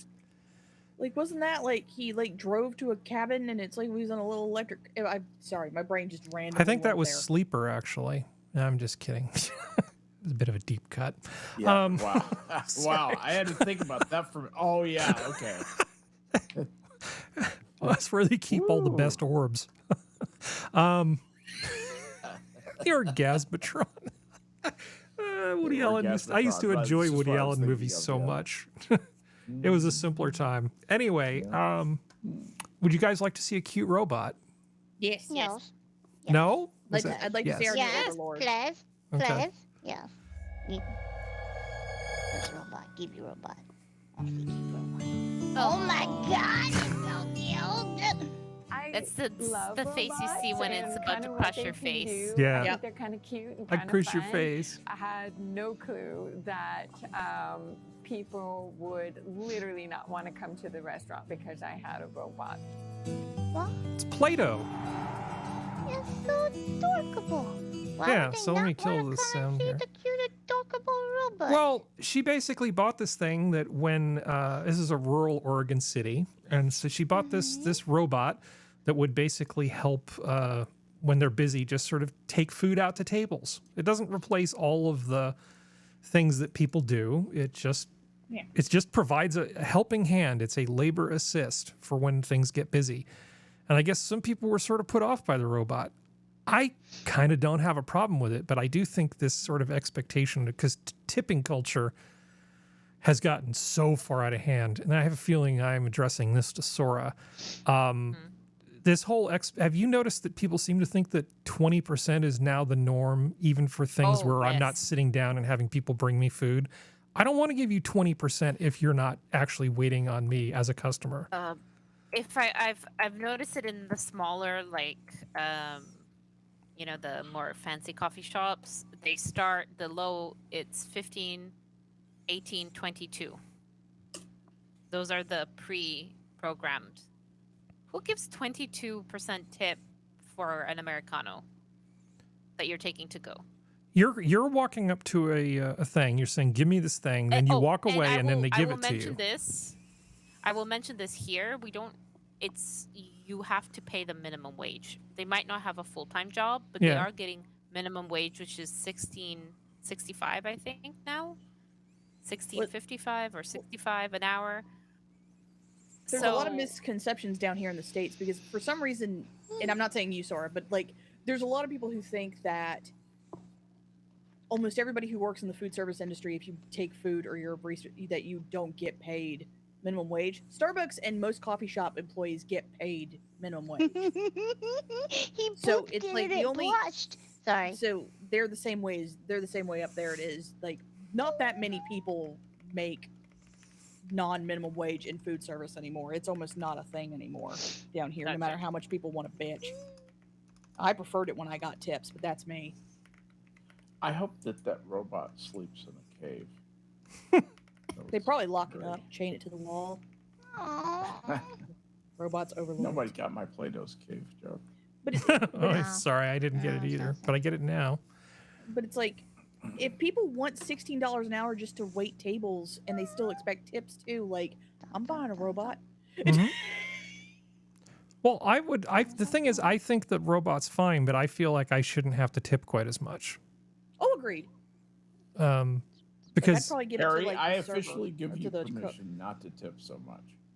Okay, thanks. Peace and sin no more. Yeah. It was like, I went to it because now the point of sale systems, all of them, especially the ones that use like the iPads and the tablets, now all of them, when you turn around, even if because I went to a local bakery recently, and like when she turned it around for me to do all my stuff, it was like, do you want a tip? And I was like, fuck you, no, I don't want a tip. I drove myself to the bakery to pick stuff up, and you're charging me $15 for 3 things. You're not getting a tip. I knew that was going to be a bit of a hot button issue, but I kind of expected Sora to be the center of outrage. Sora and me on the left She probably coast. would be if I hadn't jumped all over her. I'm sorry. No, it's fine. It's nice to know that you have the same problems. Play-Doh. I honestly would go. I would go to this restaurant just to pat him on his little head. Experience the bot. Yeah. Yes, I would too. I want I'm to with poop Sora. the snoot. I have to say, I think this is a pretty sweet design they came up with for this robot. I mean, functionally, I think this is really good, and I think that making it not look threatening, because we want our robot overlords to appear friendly, up until the point when they rise up against us. Right. Exactly. Right. Want them to be all cuddly. Yeah. What's like also, it doesn't look like they're stupid enough to give it drinks. They make sure they give it stuff that it can't just bleh all over the floor. But it's like this doesn't, like, considering how much people think they deserve and how much when they don't, and the fact that everybody wants to create a union now, which if you've been here for 5 seconds, everyone knows my opinion on unions. It's You're just very like pro-union, aren't you? oh yeah. Considering the state I'm from, you think I would be. I don't know. I use structs more often, Skep. Yeah. Ah. I do. Little C programming joke. A lot of the restaurants around here, the chain restaurants like Texas Roadhouse and stuff like that, now have it where you just pay at the table if you have cards too. So this way the server doesn't have to deal with that, and you can just do all of that without waiting for your check, which I like. That I like. Have you eaten That at I Texas enjoy. Roadhouse? Yeah. Yes. I've eaten there, but it struck me as everything I was live just in West Virginia. I do not live in California. everything this was is all I have. massively. Everything just seemed like they put way too much sugar in all the recipes, and I know they're just trying to please people by putting a bunch of sugar and salt. Yeah. They don't do that here. Okay, they thank do put a lot God. of salt. Yeah. Well, I but- expect that in a restaurant. You go full Anne Burrell and go, just throw the salt in. They don't do sugar because West Virginia's got enough obesity problems. But I don't live in Northern California. I don't have access to the restaurants you do. It's Texas Roadhouse. There used to be Shoney's. I'm still mad Shoney's are gone. Oh yeah, Shoney's Texas is gone from Roadhouse here too. Frisch's Big Boys, Chili's, Mm-hmm. Cadobas, and then all the normal like little smaller ones like McDonald's, Wendy's, Chick-fil-A, because there's a lot of Chick-fil-A Crapplebee's. for obvious reasons. Yeah. Ray, yes. do you guys still got a Ponderosa? I hate Applebee's. There's one that's within 2 hours drive on me. My God, Ponderosa is the best. Like it kicks Shoney's ass. I love Oh, yeah. Ponderosa. Ours closed down and it sucked.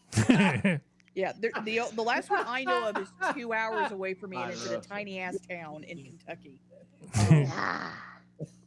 But I yeah, wanna go to no, like Ponderosa. I don't have selection choices around here, so I gotta take what I can get. Well, I'm glad Red that they're. Lobster, Red Lobster. I'm glad they're trying. They're trying harder. I mean, I don't mind a Famous Dave's. I'll eat at Famous Dave's. Yeah. I've even eaten at the Rib Crib, which is a really more of a upper Great Lakes kind of thing. And people think that one of the things they have is smoked bologna, where they just take like a whole big bologna and put it in the smoker. And you would think this would not be good, and you would be wrong because it's amazing. No, but like, have you ever had fried bologna? Fried bologna is awesome. Fried bologna's good, Sounds but I'm like telling you, smoked bologna is the bomb. Yeah, that's. I mean, that's what I'm saying. If fried bologna is Am good, I actually smoked hungry? I don't bologna is know. gonna be amazing. I think you're hungry, bud. I'm still doing that eat once a day I'm thing. hungry now. Oh, Yeah. I think Kefki's the only one who would know what this restaurant is, because I don't think any of this is like west of the Mississippi. But we've started to get cookouts around here. Oh my God, I love cookout. Oh, Those are the most close. amazing places. So many milkshakes, and they're so amazing. Yes. Well, you need to go to Interstate. You need to go to Interstate Barbecue, Kefki. All right. Because everything in Tennessee is next to everything else, right? I'm just assuming that it's close. It's probably not.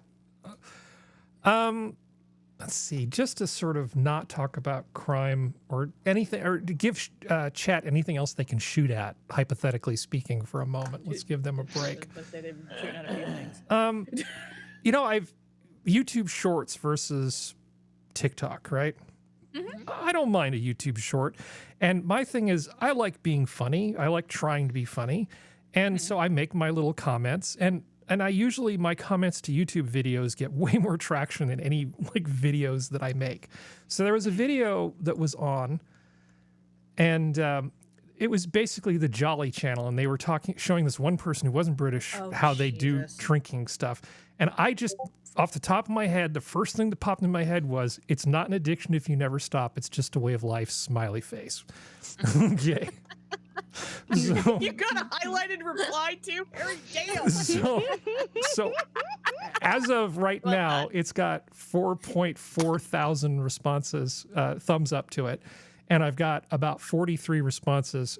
And I've come to the conclusion that about 1 in 100 people do not understand humor.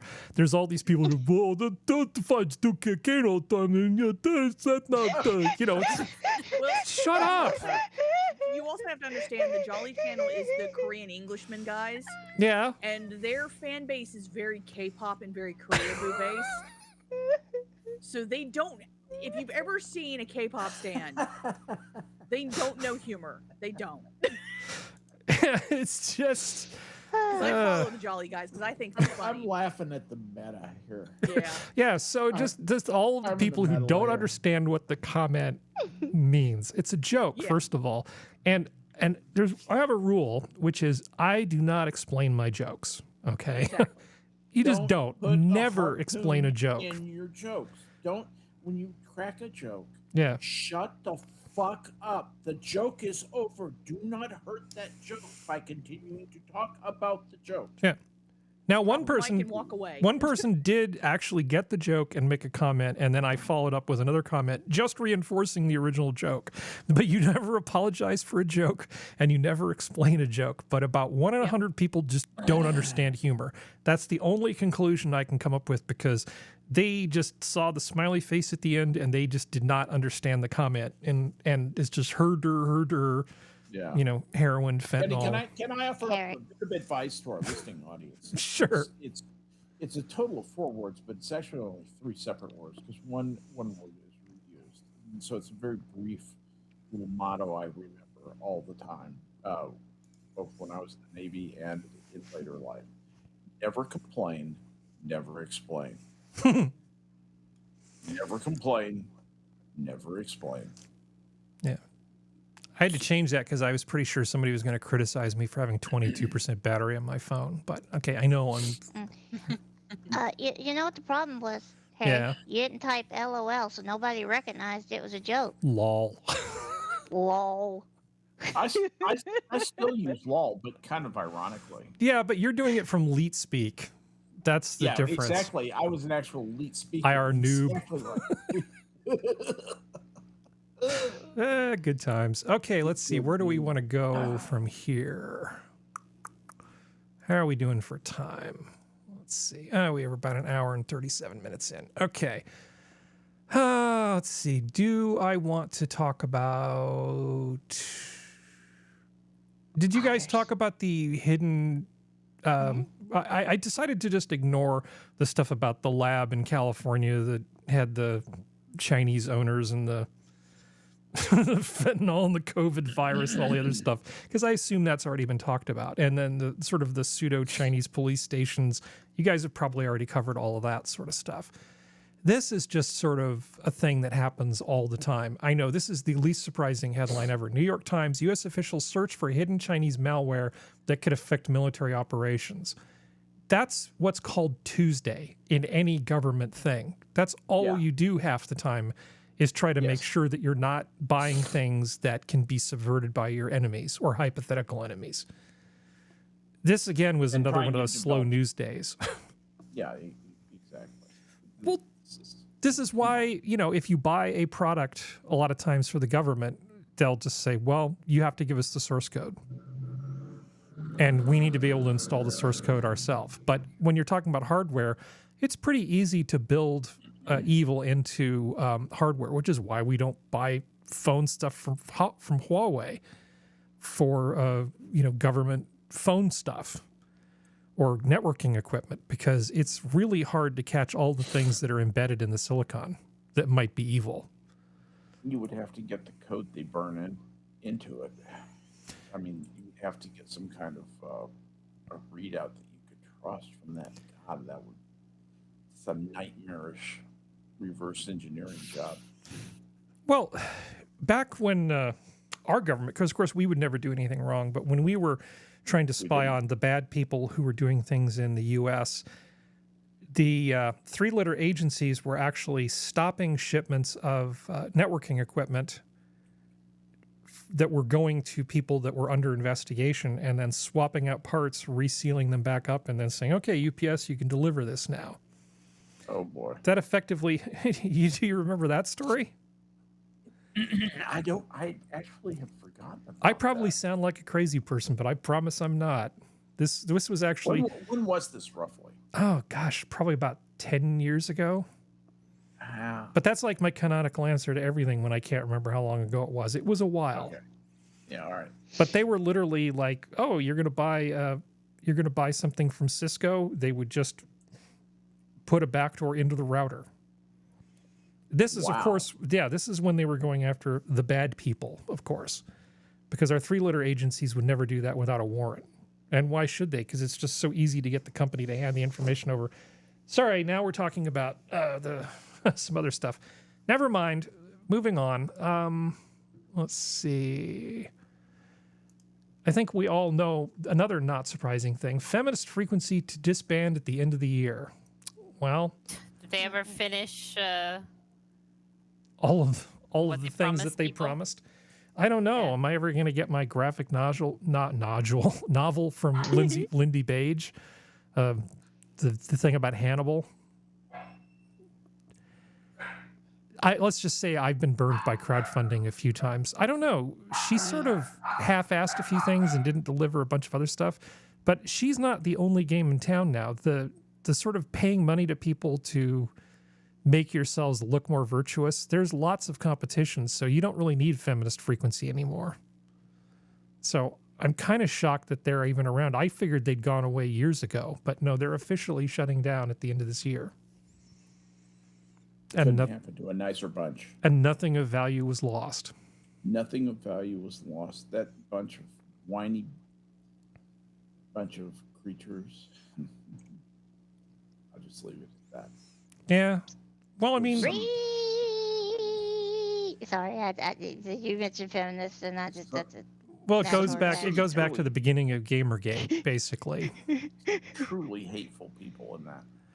Yeah, she did a whole video talking about the Batman video game and how you could see Batman's butt all the time. It's like, okay, that's some real deep thinking that you guys are doing with all the money you're getting. Camera is set that way. Oh dear God. But companies like Intel just go here, have $200,000, and they just give her money just because they wanted to be on the right side of whatever she was on the side of, right? So they just give her money. And so for a while there, if you looked, because she was listed as a charity, she was just bringing in all this money for basically nothing. She's an absolute scoundrel. Yeah, and now, Scoundrel. you've got other more worthy causes like buying houses for the people who run BLM. Yeah. There's just too many of these shakedown things going on for feminist frequency to even be noticed. But anyway, bon voyage. Wait, buying houses for people? Yeah, the Black Lives Matter people, the executives, it took a bunch of the BLM money that they got and just bought. It was Patrice Colors and just bought houses. Not houses, plural. Gave it away. Just gave it away. Yeah. To her friends, her buddies, to her fellow gang members.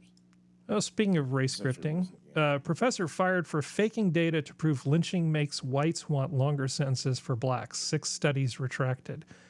So, yeah, it's not just the head of Stanford. It was a professor at Florida State University. And he's looks like he may have faked a bunch of data on a bunch of his studies.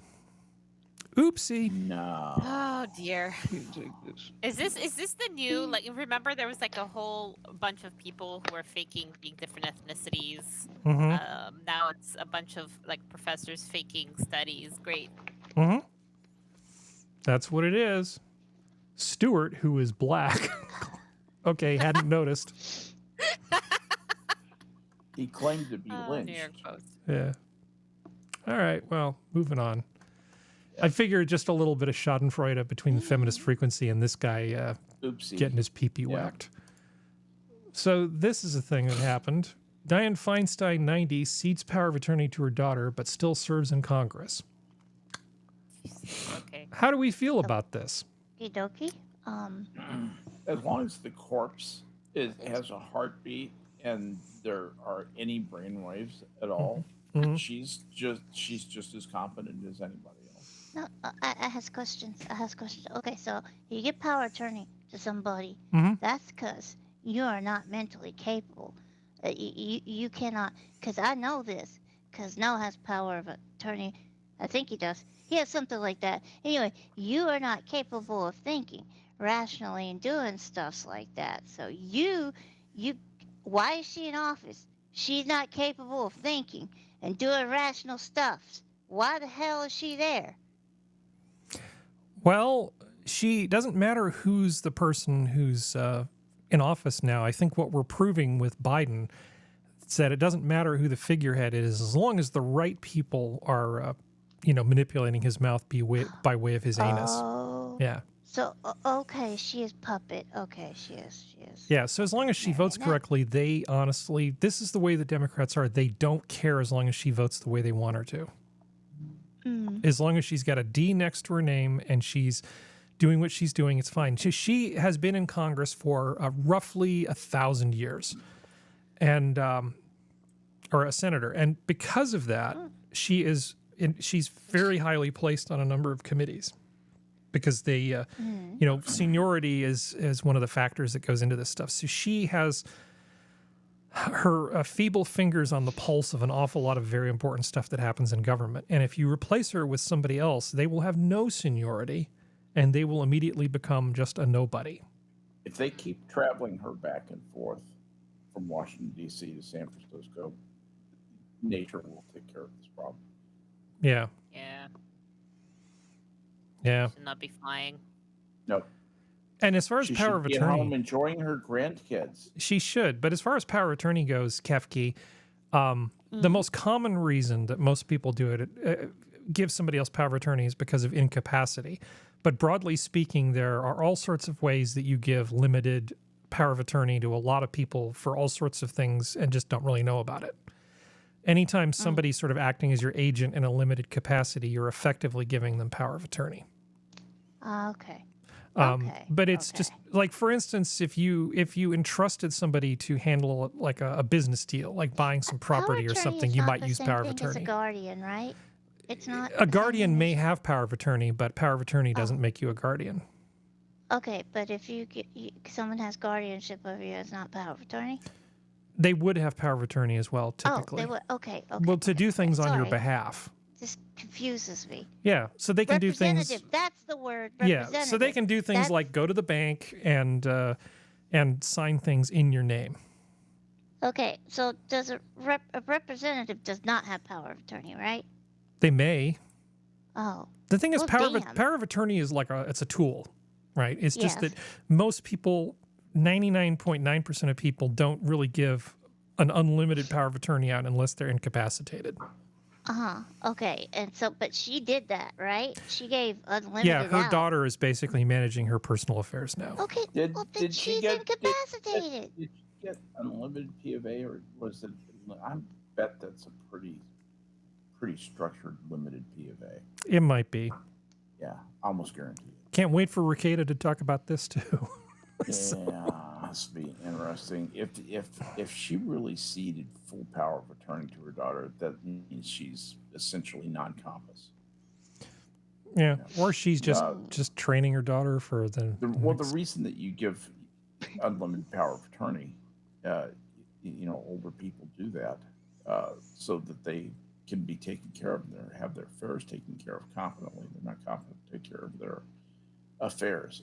She's clearly not. How much of that is? Is this so the daughter effectively becomes the congressman? Is that going to happen? Because that I have a huge problem with, because then you're using the power of attorney to circumvent election law. Yeah, that Which sucks. means that when someone is no longer capable of serving, a special election has to be. Well, actually, I think it's appointed by the governor. The governor has to appoint a senator. In California, isn't it the way that works, Harry? In California, I believe in any state, a governor would be the person who replaces basically nominates somebody to be the temporary replacement. Yeah, until the next election cycle. Yeah, sometimes I think, depending on how long the term to be served is, they will. I think they only appoint them for a very short time. They have special elections if it's like a couple of years. If it's less than a year, I think that's when they appoint them. I actually think that's the way the law works. I don't know that. I'm speculating. But I'm pretty sure. Well, I mean, Blagojevich can't sell these things if they're only good for a few weeks. I think you finished the thing out, but let's look at something. Let's look at something nice. That portrait, though, before you go, that portrait of her, though, the older lady, it looks like a portrait you would find in the old Baldur's Gate games of a fortune teller or something. Wasn't it last week, Baldur's Gate 3? I was surprised that they had an intimacy choreographer or whatever. called for that. God, So really? I didn't know. I didn't know that was going on in video games. Maybe I need to get a better graphics card. So let's see. Before we do the fun stuff, just really quickly, big gamble. Family jailed for collecting $20 million lottery jackpots after winners handed over tickets and tax scam. So essentially, they must have seen an episode of Better Call Saul, and so people would essentially sell lottery tickets to these guys for cash, and then they would collect the stuff and then offset the earnings with fake losses from like beauty salons and car washes and that sort of thing. So they had quite the little scam going on, and they would essentially make about 10% off the earnings by laundering the winnings for other people to help them avoid the taxes. Because why not, right? I mean, doing tax fraud yourself is really difficult unless you're the son of the president. So other, smart people pay somebody else to do it for them. And in this case, it was this lovely family. So they did this for quite some time before they eventually got caught and thrown in jail. And I don't know if this is art imitating life or life imitating art. I mean, how common is the whole sort of money laundering through nail salons thing anyway? Does everybody know about this now? Are you kidding? I don't know. Are you joking? No, that's the way that you do that. In fact, there are many establishments that you look at them and say, how come there's never anybody in that Jack in the Box? And Jack in the Box is famous for this, particularly in the northeast part of the United States. Mm-hmm. And the Jack in the Box just lose so much money, and what that is drug money most of the time being laundered through those things. Nice. Yeah. There's a tremendous secondary market in the United States for drugs, and there's a tremendous need to hide the largely cash transactions that that industry generates. So I think that Damn it, now I want Jack in the Box. I think that there's I going don't to have that be either. there's going to be a weird split on this next thing. I think that the women folk are going to go, aw, and the men folk are going to be, well, he must have done something wrong. So okay. Some guy bought something for his wife, it sounds like. oh, wait, where are we getting no sound here? Extreme and made one giant sunflower surprise. Lee Wilson planted 1.2 million sunflowers, 15,000 per acre, as a stunning 50th anniversary gift to his wife, Renee. The two lovebirds have been together since high school. Shit, I did it. Sunflowers have always been Renee's favorite, and with the help of their son, he managed to keep it all a secret so she would be surprised. Well, it makes it feel very special, and it can have been a more perfect anniversary gift. He's out of trouble. Look at that look on his face. You know, what's a guy get his gal on their 50th? And I put a lot of thought into it. He set the bar. So guilty. She always liked sunflowers. The sunflers are only expected to all, be pictured all for men in another America, 2 weeks. all men in America are going to fuck. Yeah, screw this guy. Fuck you. I used to be all I had to do was buy some damn roses. Now I've got to plant like 50 acres of freaking sunflowers. Thanks, buddy. Asshole. Oh my God, it's so many. Buy your wife an overpriced gift. She said, "Did you hear about the guy who planted the?" Yes, I did. Yeah, we've all heard about this guy. I heard all about it. We've all heard about that guy. Thanks, buddy. All right, so Functional's not here, but we're going to watch this anyway. This is Chef Step 3. Ice cream base in. Yeah. Kraft macaroni and cheese powder. Liquid nitrogen. Just casting a spell, everybody. You're gonna like this cheese ice cream. No. Corn. Cheese ice cream. Ew, no. So God, no. Weird. Yeah, so basically he's making ice cream.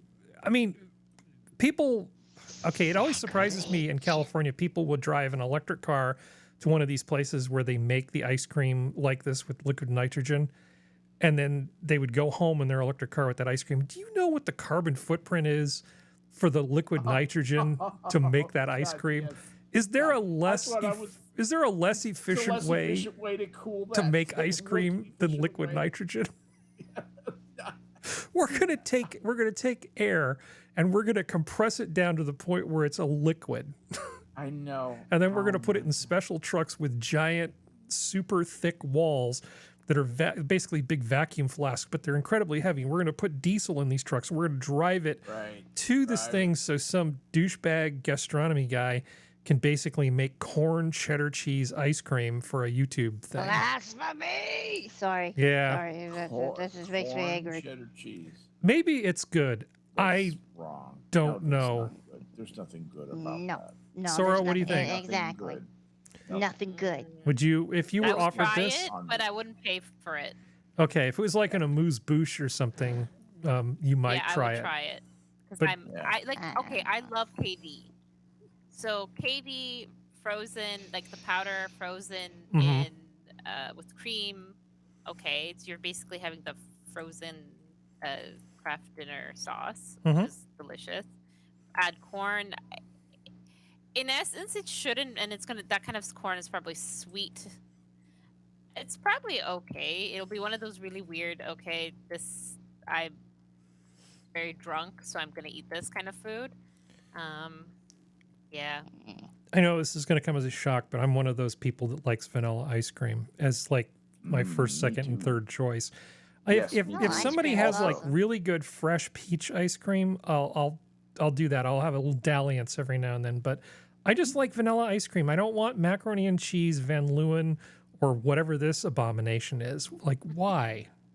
Yeah. See, you can dress up plain vanilla ice cream, and the best way to do that is add caramel.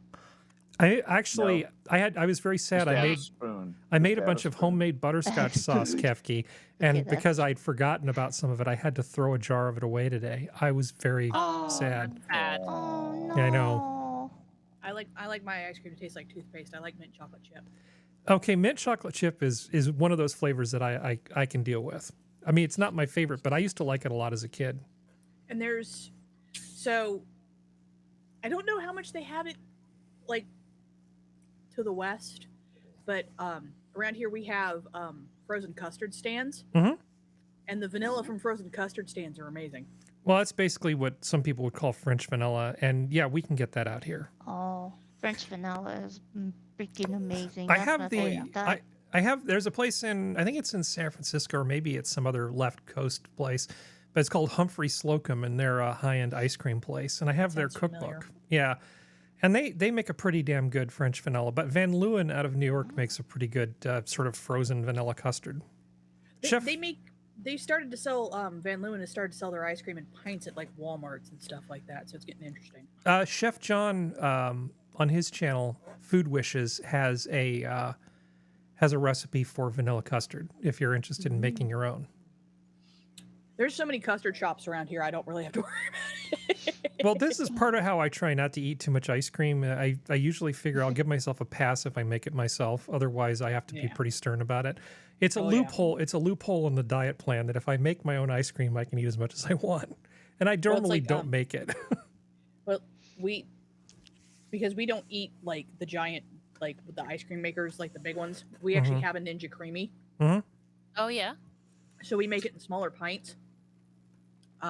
I've made pear sorbet a few times. I've made pineapple sorbet for my mom because I'm not the biggest fan of pineapple. And there's a lot of really nice recipes, and it's nice because it's only a pint, so it's not like you're making a whole bunch of ton stuff. And it's a preferred method for me personally. All right. Well, we have one more story, and you know how this usually ends. Speaking of ends, beloved Florida manatee death at aquarium came after traumatic sex injury records show. Now that The death of Hugh, Oh my a God. 38-year-old manatee who died in April at Sarasota, Florida's Moat With a Marine shitty Aquarium grin on his face. and laboratory could have been prevented, according to new records that detailed the beloved animal's death. Hugh died from a 14.5 centimeter rip in his colon and other traumatic injuries caused by sexual encounter with another larger male manatee at the Yeah. facility, according to necropsy. Poor baby. Wrecked him, Manatee was damn near quoted, killed him. I'm gonna rip you a new one. Yeah. He didn't even get to enjoy it. Oh God. This does raise some questions. Just how big is a manatee's penis? Oh, I don't want to Google that, so I'm not. Yeah, you don't need that in I your don't want search that in my history. search history. Yeah. Well, he was beloved. He was beloved all the way to death. Manatee penis. Why are we keeping manatees in an aquarium? Why aren't they just like out in the wild where they For the can run away most from part- sexual predators? Well, the thing is, I think for the most part, if I remember right, a lot of them are either injured, or it's because the local breeding population is starting to get too close to inbred, so they have to pull some of them. They will go extinct. They will go Yeah. extinct if they're not preserved. Because They absolutely will. they're what everybody thinks a hippo is, where they think hippos are nice, sweet, calm, gentle giants. No, manatees are. Hippos are Satan. Well, the ocean is terrible, and everything in it Hippos sucks. really are Satan.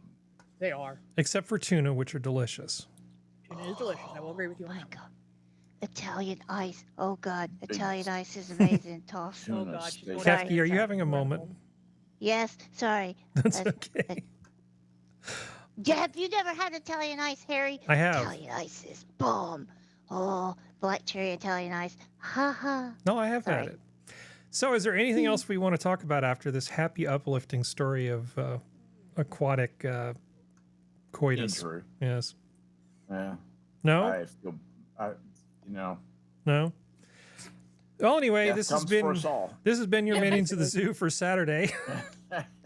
That did not go over the way What it did an in my excellent mind. way to end the show. You know, in my mind, it was going to go a Yes. particular way, and it just sort of didn't. Okay, well, This anyway. is much better. Yeah.